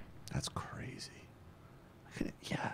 That just seems like to me like You such know an what? innately bad idea. Last detail that I'll say about No, this, and then go we ahead. can move on to actually important Therapy. stories. But it is. This is important for you and your arc. if we want to talk about the character of those people at that school. Yeah. So after I got, caught in the woods that night, like we weren't actually smoking weed. There was just paraphernalia there. They didn't let me go back. You are very lawyerly tonight. They didn't let me go We back were to not my dorm smoking, room, right? Because they didn't want me like conspiring with anybody. So I had to go stay the night in like Miss Wilsden, this woman who was our dorm head. She had a house next to our dorm. I had to go stay the night in her house, like up in an attic on the 3rd floor. And that is creepy as fuck. Yeah, and like the next day, I just remember like looking out the window, and it was like a movie scene where I was like pressing my hand against the window, and all my friends were like on the lawn outside trying to wave to me. I like wasn't allowed to have contact with the outside world, but of course, I convinced her that I so desperately needed to shower, so I convinced her to let me back into my room to go grab my shampoo, and then I like grabbed my cell phone and then was up, in the room. They didn't let you get your cell phone? Texting and everything. This was very early days for cell phones, and I was, like 15. It sounds like you were like borderline like kidnapped though. Like it's messed super up, right? weird. No, And that's it's like really you're weird. supposed to like, be the advisors that my parents entrusted me to like help form me into a responsible and educated individual. Well, it sounds to me, and pardon me if I'm overstepping here, but I will just say, as someone who cares about you, it sounds to me that you and your dad need to sit down, load up a pen, pass it back and forth, and really go over this. Yeah. Because it doesn't sound right to me. It sounds like some people might need to be held accountable. I got a little here. bit of a chip on my shoulder now, over As you the whole should. boarding school thing. I haven't met anybody who went to boarding school that didn't feel some kind of a way about it. I know some And people that's who and loved the it. people, yeah, but the people. Okay, my experience of meeting the people who loved it are that they're a problem. like on there. And kids that I met in college were just like, Andover was great. I'm like, yeah. You're a problem. Right? Yeah. No, I feel you. I just have one friend, and I think this is what's always been the most shocking to me. We were friends since middle school. She ended up also going to the same boarding school as me, but not until like that sophomore year. So we only overlapped for a couple of months. And, you know, I left unceremoniously. They expelled you from that? My parents pulled me out before they could take disciplinary action that would then be on my record. Preemptive move for record purpose keeping. Meanwhile, my friend became like student body president. You know, she's somebody who's like, she learned to speak Arabic. You know, she's done, like, she went to grad school. She's done 1 million grants. She's like this insanely educated person, but who's also like a hippie and like teaches yoga now back in Sky Forest. It sounds to me like you might need to have a vape pen with her too. Well, no, we still like chill. You know, she's still my very good friend. Cool. Okay, cool. Yeah, but she loves it, and she's like part of the alumni association. She's always doing all these web events, and I'm like, I don't understand how you, of all people, you know, like love this. Do you ever place tell so her that? much? Like, you're too cool to like this place. we talk about it a lot, actually. I do. I mean, this whole shit with Brett Kavanaugh, like, all kidding aside, is a transition. Has been like one of the subtexts is like an unwelcome return of like conversations about prep schools, and I certainly didn't. I mean, I didn't go to school, period, but I did know a lot of kids who went to prep schools, and I've met them at various points in my life. And as I say, it doesn't. They're not a net positive for our society. It seems to me. Well, can I just like the one thing I would say though is that sure, there's lots of people that went to prep schools. Not everybody that goes to a prep school. I don't think so. Not everybody that goes to a prep school, like, you know, allegedly restrains women and tries to rip off their clothes. Every person that goes 15. to prep school is a bad person, period. And that was my point, Alyona. No, of course not. Not every single person. I'm talking even on the level of people who went and seem to have like a really bad experience. I'm talking like dudes too. Like, even set aside like all of the worst shit. It just sounds like it's just a sketchy proposition. I don't know about you guys. My school didn't have Greek life, but I hear people tell me stories about rushing for their fraternity, and it just sounds. Well, prep school is just the setup for that, right? Exactly. Yeah, it's like the precursor. They're nuts. They're like, and sometimes they sound really fun. My school didn't have a Greek life either, which was partly why I chose it. But because you had to go to Santa Cruz. I went to UC Santa Cruz. I just want to get away from all of that. So like they could like shine a flashlight on you and be like, "You're not packing that right. Do you need help?" The funny thing is, like I found myself a couple years later in college at Santa Cruz, like in the woods with weed. And I was like, "This feels familiar, but it feels so right this time." Wow, so funny the way like time dilates. Fuck it. Here's going to be an elegant transition. Let's just talk shit about all these people in a minute. When you're done, you have any other prep school and just so stereotypical. Like, I remember my first day at Santa Cruz, and I was just like walking from my dorm down to the quad because I had to go get my picture taken for my student ID. Yeah, I was doing this. And like this guy's like, "Hi, I'm Brian," and just starts, we start chatting. We're both like friendly and excited to be at college our first day. And he's like, "Yeah, you want to go smoke some G13 out in the woods?" I was so like, awesome. "Oh, like I've known you for 10 seconds." Or G14, whatever the hell they used to call the medicinal stuff. Oh wow! So I thought that was like a synthetic or something like that. No, back in the day, that was just the like real deal and medicinal marijuana. Like, and then we went and smoked meth, and I thought, no, it's going to be a great experience. We didn't have meth at prep school, and my new friend was able to take care of it within the first just like, hour. Day one college. This feels like a movie. But it was. Yeah. College is probably the most stereotype confirming experience ever. Very true. Very true.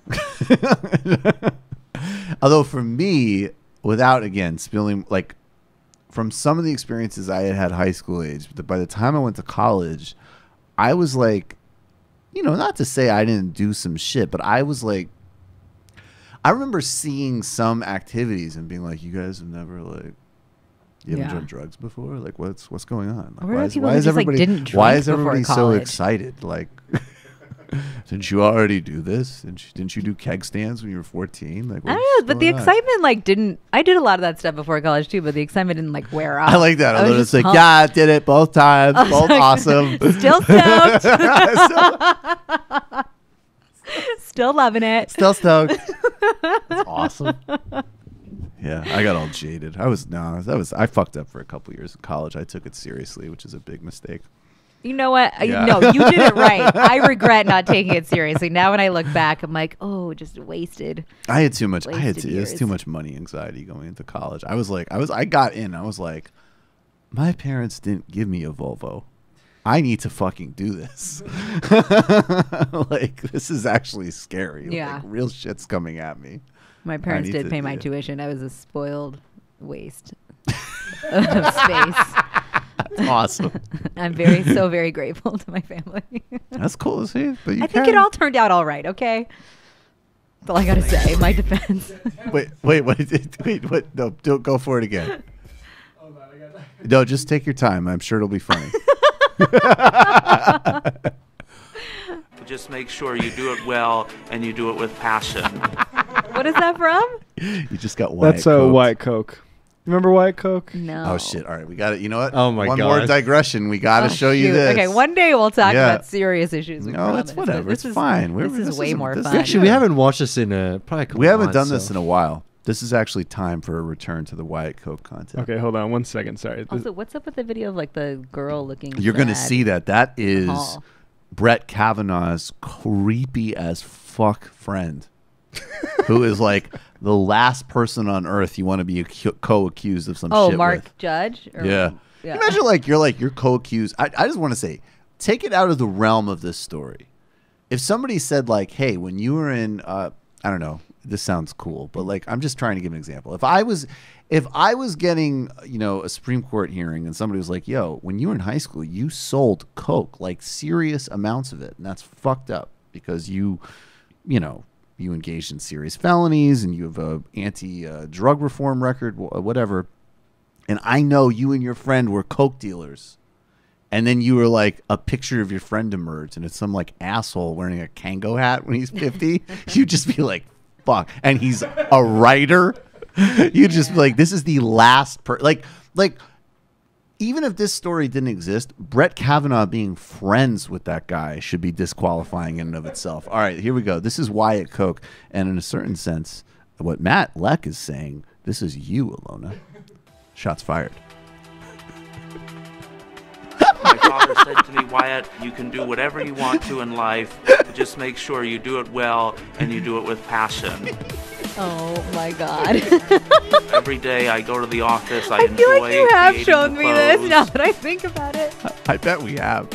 We played this Be a lot. bold means to me, be authentic, We have the be dollar real, shirt. be yourself, be confident, Drawing and the always hands. be a gentleman, but still have that tenacity that no one can take away from you. Look at the hand I motion. want my shirts to be able Wait, to pause be it. Alyona, look at me for a Wait, second. are those money bags? Yeah, on we that got we have the real shirt in the closet. I'm telling you, I'm going to put it on. I'm going to put it on. Yeah, we're both. Yeah. Sorry. I'm excited for this. Wait, real quick though, Alyona, look, we're talking. Yes. Oh wow! See, it looks a lot more neon. Everything looks neon. I thought. I was very drawing in the disappointed when colors it. with I was highlighter. very disappointed when it arrived by how muted the tones were. Super excited. All right, yeah. So get that on. Get a good shot of the Wyatt Coke stuff. Just so bad. The fabric. I was very disappointed in the fabric. Yeah, it's I was very disappointed in the This is Wyatt everything. Coke of the Koch brothers. Yes. And he's making shit like this. Yeah, it's. Is it really that? Is it really that surprising? All right, let's keep going. It's surprising stiff. that's your money bag shirt. Yeah, I like that. Alyona's I'm quite surprised that the weird Coke progeny's trust fund baby money bag shirt isn't more finely crafted. I was only the other time I was this shocked was when I was accosted by one of my dog parents with what's the an Koch eighth of weed. Oh. Well, market-based management is the Koch brothers' philosophy that they basically use to not do maintenance on pipelines and stuff like that. And they follow through with that. Raise the their market kids. will correct Exactly. everything. That's why right? that's why that shirt feels like you're wearing a cardboard box that's been folded around you. The market will correct it. Yeah, 'Cause no one's gonna fucking buy it. Yeah, this kid is like literally a distillation of the market won't correct itself. Come to life. And what inherited wealth does on the market. Yeah. Inherited wealth is not good for you. Keep going. I want my shirts to be able to be worn in the boardroom or in a discoteca or a nightclub or on a yacht. I know. I forgot the discotheque. I really wanted to create something that's fun, outside the box, cool, trendy, yet really bold and interesting. Oh my God. So he said the word discotheque. And also, I'm kind of creeped out now by the designs because, I mean, whatever. Moneybags is Moneybags, but the other one had handcuffs and the other one just had hooks. Just like fishing hooks. Hey, I don't even want to get into that, but I think he's got a bunch of new designs really too bold. since then. I think he's just being I think he's just doing I follow it with on passion. Instagram. Wait, really? Actually, why don't I follow that on Instagram? That's a good I want to Instagram follow this on Instagram. Yeah. It's Wyatt. It's Wyatt.Ingraham, so he's not Ingram, so he's not using coke. Coke, yeah. Oh, stop. He probably was told he wasn't allowed to. I mean, he's using the fun. Whatever you do, do it with passion and don't use our fucking name. Under an alias. Dare. Yeah. Do it with passion and anonymously. Oh my God. Let's start with that. Let's work our way in. This is creepy as hell, but it's sort of, I guess, in the comedic spirit. Okay. So Putting my it's actually not. It's actually Moneybag shirt on. This is actually maybe a window into something kind of dark. Yeah, you might want to take your Moneybag shirt off after this. So this guy, Mark Judge, and I actually just want to stipulate, right, like quasi-serious point here. The reason we're zeroing in on this, like honestly, like if the guy was a writer and he wrote books that involved fucking and drinking, like that's not the issue. The issue is Gamergate shit. The issue is a weird fucking YouTube channel with all sorts of bizarre videos on it.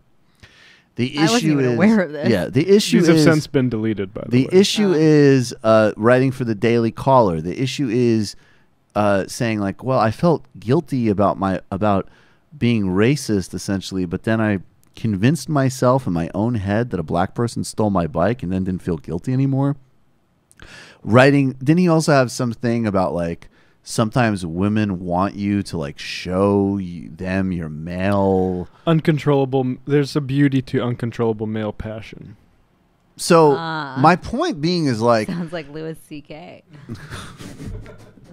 I think Louis would have the class to not suggest that any part of what he was showing. I guess it was uncontrollable. I don't think any other part. But the point being, would you like me to read it?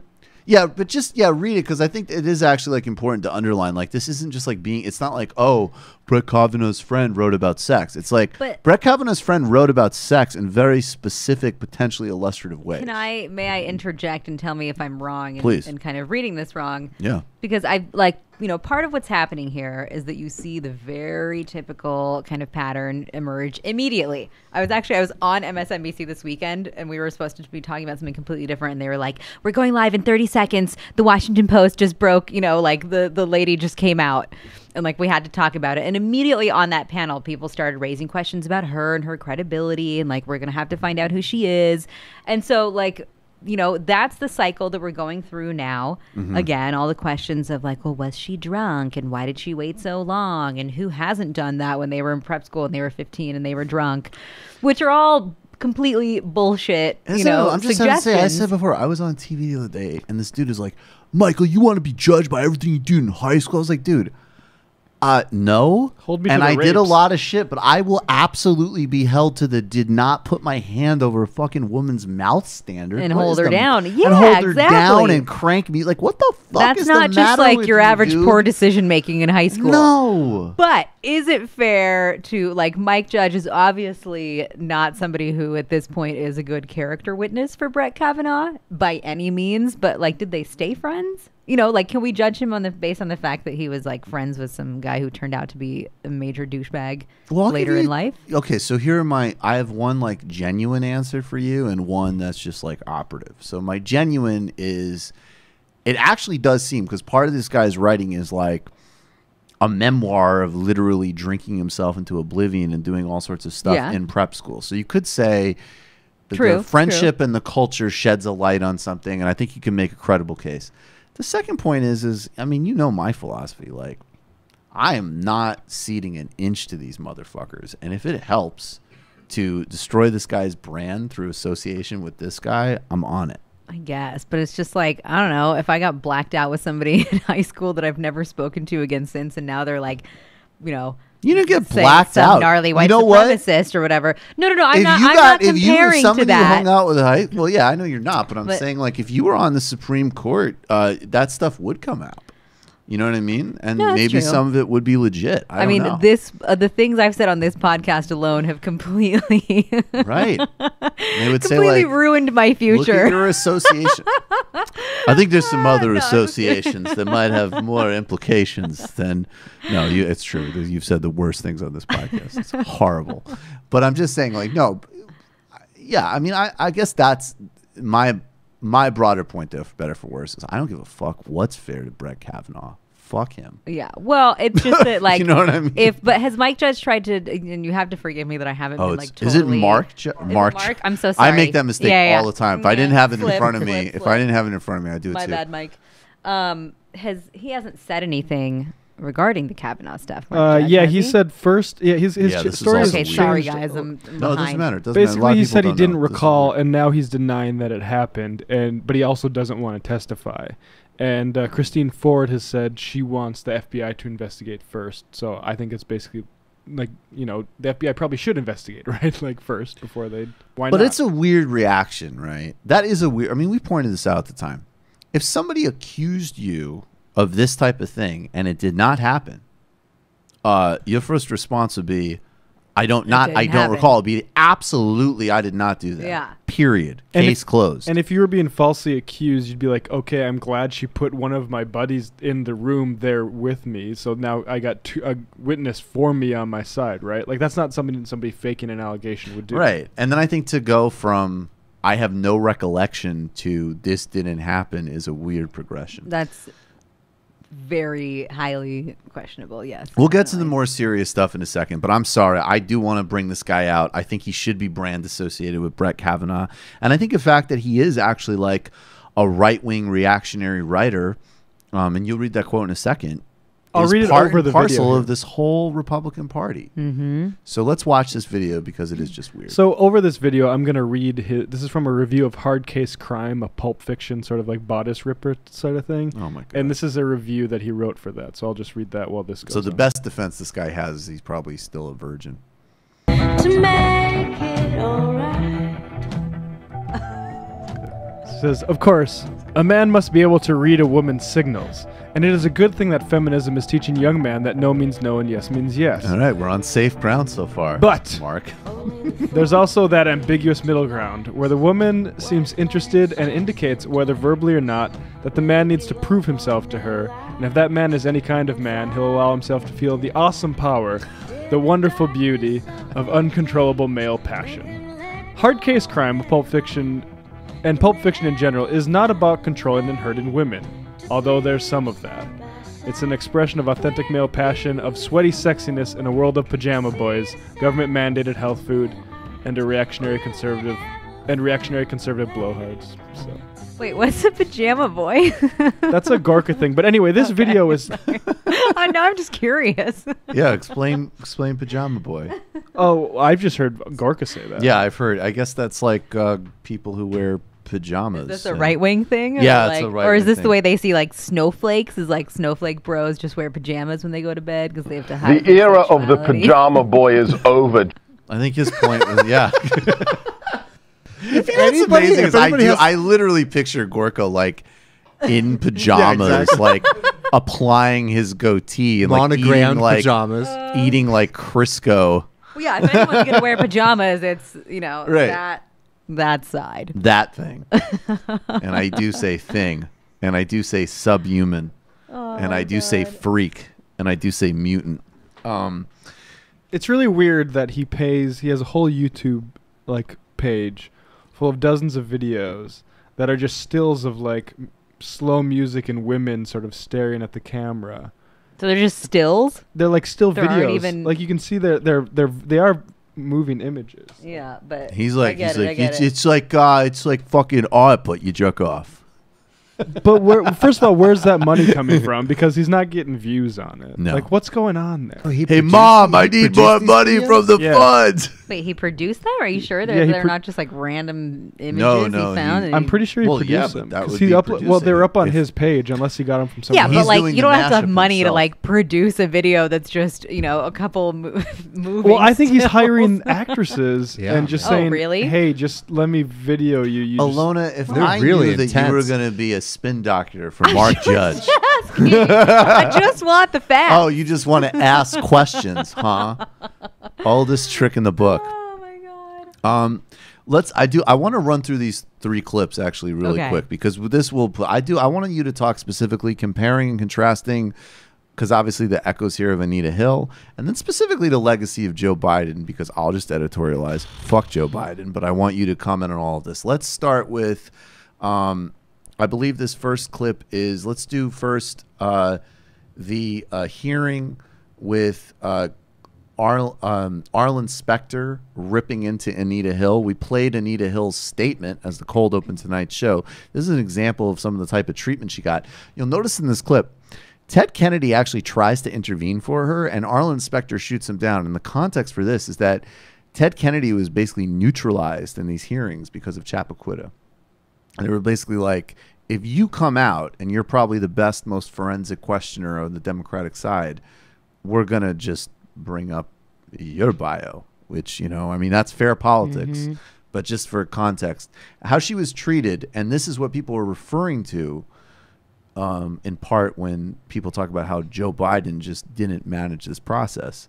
And then we'll go to a clip of Biden and Clarence Thomas, and then Joe Biden today giving his spin. So we're just going to run through all 3 of these, and I'm going to throw to you, Alyona, because I want you to break it all down. I think we differ on our interpretation of what I said. Well, what am I missing here, Professor Hill? Let the witness speak in her own words rather than having words put in her mouth. Mr. Chairman, I object to that. I object to that vociferously. I'm asking questions here. If Senator Kennedy has anything to say, let him participate in this hearing. Now, let it. This proceeding has been illuminating to tell America what is the law on sexual harassment. That is something which had not been known. I just would have wished in retrospect that we had done this earlier and that this educational process had not come in this forum on a Supreme Court nominee at this stage. Okay. I have wondered about the quality of those explanations, candidly. But there is no description for this entire proceeding other than a tragedy. Okay, so that's him. And he relentlessly went into her credibility. He implied that she did all of this because she was jealous and because she wanted to be with other men. It was really dirty shit. This is Clarence Thomas's height of melodrama here. The only time he's ever actually talked, as far as I know, about racism in American life. Something is dreadfully wrong with this country when any person in this free country would be subjected to this. This is not a closed room. There was an FBI investigation. This is not an opportunity to talk about difficult matters privately or in a closed environment. This is a circus. It's a national disgrace. And from my standpoint, as a black American, as far as I'm concerned, it is a high-tech lynching for uppity blacks who in any way deign to think for themselves, to do for themselves, to have different ideas. And it is a message that unless you kowtow to an old order, this is what will happen to you. You will be lynched, destroyed, caricatured. by a committee of the U.S. Senate rather than hung from a tree. Okay, so that's pretty extraordinary. And now this is Joe Biden from January 2018 talking about, what he regrets. Now, Anita Hill has repeatedly said that he's not reached out to her to apologize and talk to her. But this is his spin in preparation for a run in 2020. We've watched this incredible Me Too movement. In connection with that, you have said that you owe Anita Hill an apology about what happened back in 1991, the Clarence Thomas episode. Have you contacted her, number one? And number two, do you think this time it's different, that we are seeing with the Me Too movement something that is truly going to lead to change for women? Look, at its root, this is all about the abuse of power. It's all about the abuse of power. Whether it's Harvey Weinstein or the guy who, the plumber who has a secretary he harasses. It's all about the abuse of power, number one. Number two, women should be believed. I believed Anita Hill. I said I believed Anita Hill. I voted against Clarence Thomas when she decided she was willing to come forward. What I feel badly about is the inability to be able to silence the Republican critics on the committee. What people wanted me to do was to gavel down other senators who were harassing her. And I wish I had the power or a way to communicate. But you may remember, I got in shouting matches with witnesses who were attacking her. I got criticized for shouting at witnesses who were making these statements. But she deserves credit because it took enormous courage for her to come forward. The good thing about what's happening now and why I'm keeping up this college promise tour I'm doing, I go out and it's on us. All right, we get it. Alyona, what do you think of all that? And into the mic when you're ready. Yeah, I know, sorry. I get it. I'll lean forward. There is a well-earned sigh there, but we still got to hear you. And I will admittedly say that I don't know enough about all of Joe Biden's interactions with the witnesses and, and like he was saying, there a lot of us shouting don't. matches with people. I have a but couple of- I've never really looked to Joe Biden as like an arbiter of, appropriateness when it comes to behavior with women, right? He's always like touching I know, and we kissing wanted everybody. to, as a joke, we want to take this seriously, but we did have the joke concept of playing that clip and then like doing a montage No, but of just like in a way hugs where and everybody kisses. everyone who has just watched him in random televised public political moments like that has always felt a little like, ooh, like we like you, Joe, but like that's a little creepy. Like maybe you should, back down a bit. So I can't say that much surprises me. And what's sad about it is that, the interviewer there that was talking to Joe Biden was like, has so much changed this time around. And no, it hasn't. Not very much has changed. It feels like we're just living through the same cycle and we're in the same place. Yes, we have seen Harvey Weinstein and Les Moonves and a couple of men who were really incredibly powerful and influential in the media industry go down. And that is absolutely significant. Like, I'm not trying to downplay it in any way, but our general cultural reaction to these types of stories hasn't really changed. And evidenced is by what I was saying earlier, with everything starts immediately questioning the character of the woman and the accuser rather than the other way around. It's always like, oh, it's so unfair to Brett Kavanaugh. What has Donald Trump been saying? Fine man. He's a fine man. Yeah, that he's a fine man. He's a great guy. And that he doesn't deserve it. And listen, I First think of all, that, if you're under 17, you're already an automatic 7. It's a very difficult time in life. no, but everybody deserves a fair shot, right? I'm also not saying that, like, if someone is accused, that in the court of public opinion, of course, it needs we to be, ultimately of course, our minds on them. But it is, it's just the depressing kind of reality that we're in, which is that it's still fairly normal and normalized, and that is, again, seen by people's reactions. And I think, jump in for a second. This is from a story a couple weeks ago in the New York Times about the Les Moonves stuff. And it says, some directors led by CBS's controlling shareholder Sherry Redstone thought that Mr. Moonves had to go, but the network's long-standing hitmaker had been lobbying directors, blah, blah, blah. And his support ran deep. Quote, "We are going to stay in this meeting until midnight if we need to, until we get an agreement that we stand 100% behind our CEO. And there will be no change in his status," said one board member, William Cohen, a former congressman and senator who was defense secretary under President Bill Clinton, according to the directors. And then another director, Arnold Koppelstein, an 83-year-old producer who won Best Picture for Platoon, was even stronger in his defense, saying, "I don't care if 30 more women come forward and allege this kind of stuff," Mr. Koppelstein said in a meeting soon after the conference call. "Les is our leader, and it wouldn't change my opinion of him." Right. And that distills it. I hadn't heard that one. I don't care if 30, 50, 100 more women say that he did fucked up shit. Yeah. But, the other thing is, Anita Hill, badass, and also somebody who her entire life now has been painted,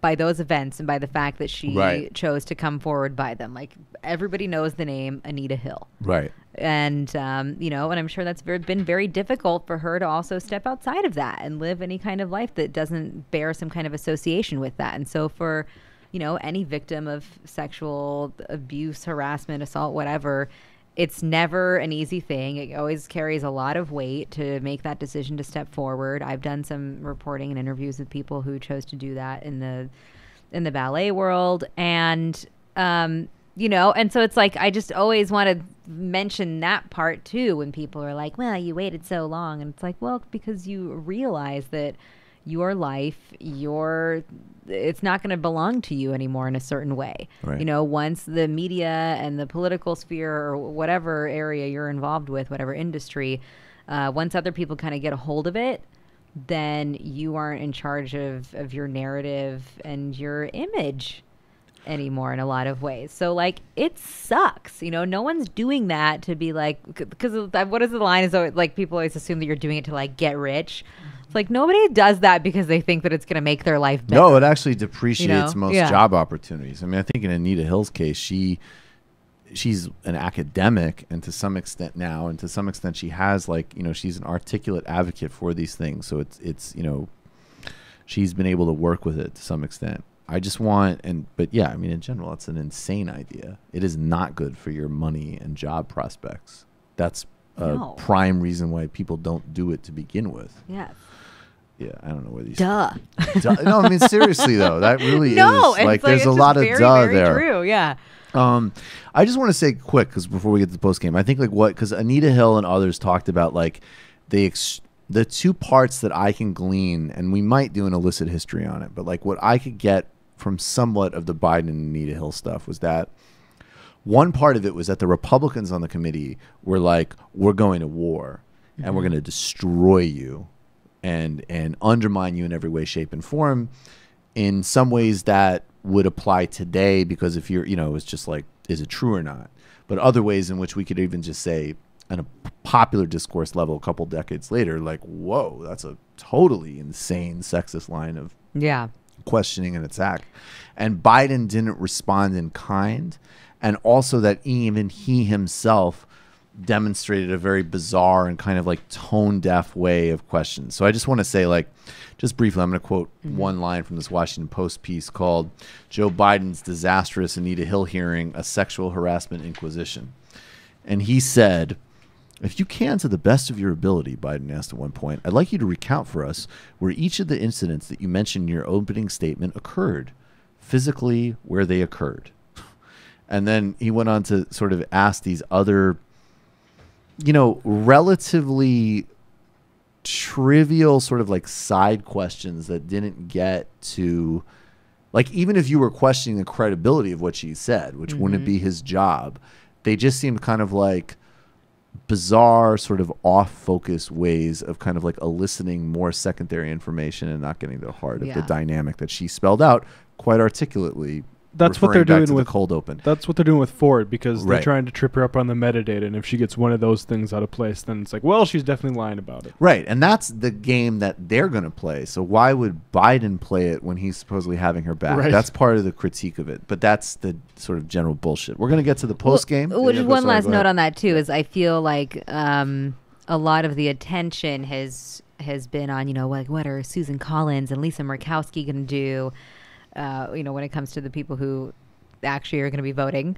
on Kavanaugh, and it's like, why is it up to the women? Well, because they're literally the only swing votes. Like, they are. Not necessarily. Jeff Flake, Bob Corker, both resigning. I mean, come on. Jeff Flake has made a whole, Jeff Flake end of career siren song about how wrong the Republican Party is. But not in any real way. He's a snake in the grass. Of course not in any real way. But so I'm he's going to vote to confirm Kavanaugh if it is, purely because he wants a Supreme Court that will permanently roll back workers' rights, economic rights, women's rights, and he'll do it. Just as he's voted for 99%. But again, we're acting like it's a woman's issue too. No, but not only because Murkowski and Collins are the only so-called swing votes, No, also but they just are, because we though. expect women to be the only ones to respond in a certain way. Why shouldn't every No, single but this was senator always the and their case with voting record be something that we majorly question if this is a story that's true and if they don't respond to it? Well, I agree with that. They should all get hammered for it, but they should get hammered regardless. I guess just practically Right, but there's speaking, an expectation that those two, because they're the only women, ones that are in play, and that was the truth before this happens. I don't know. I feel like... I mean, I wish it were otherwise, but that just is what it is. The resigning bros, what do you have to lose? Lobbying but yes, contracts. I'm with money, No, Jeff Flake. but also Jeff Flake literally point. started his career lobbying for apartheid South Africa, or businesses that did business there against sanctions. He's a bad guy, and they're all bad guys. And I fucking hate the sanctimony. I prefer the sociopaths. Seriously, I can't stand. I'm with you. Yeah. John McCain, Jeff Flake, and Susan Collins could have a year ago said, we're independents, we're caucusing with Democrats, we're still conservatives, blah, blah, blah, blah, jerk-off motion, whatever. We still have a terrible agenda for America, but we take all of our melodramatic rhetoric about Trump seriously, and we're going to hold up the work of the Senate, and we're going to investigate him because America and country and blah, blah, blah, blah, blah. They haven't done shit. No, nobody actually acts on... Oh, God, we haven't even talked about John McCain. Oh, we didn't talk about the World Cup. I haven't seen you in so long. It's been way too long. So many things. We can't let it go that long again. We got. Oh yeah, you were at the World Cup, right? I was in Russia for 5 weeks this Post game, people. All right. Time to become a patron. We are well on our way to our first 2,000 patrons. Talked to you a little bit earlier about some of the next things that we're going to get up to as we advance. Give us a second. We'll have the post game up on Patreon. Don't worry, everything will be posted. Just give us a few minutes. I want to thank super producer Matt Lech, chief economist David Griscom, super producer David Slavic, each and every one of you, and of course, crew, the illustrious Alyona Minkovski. We will be back with a whole lot more in the post game.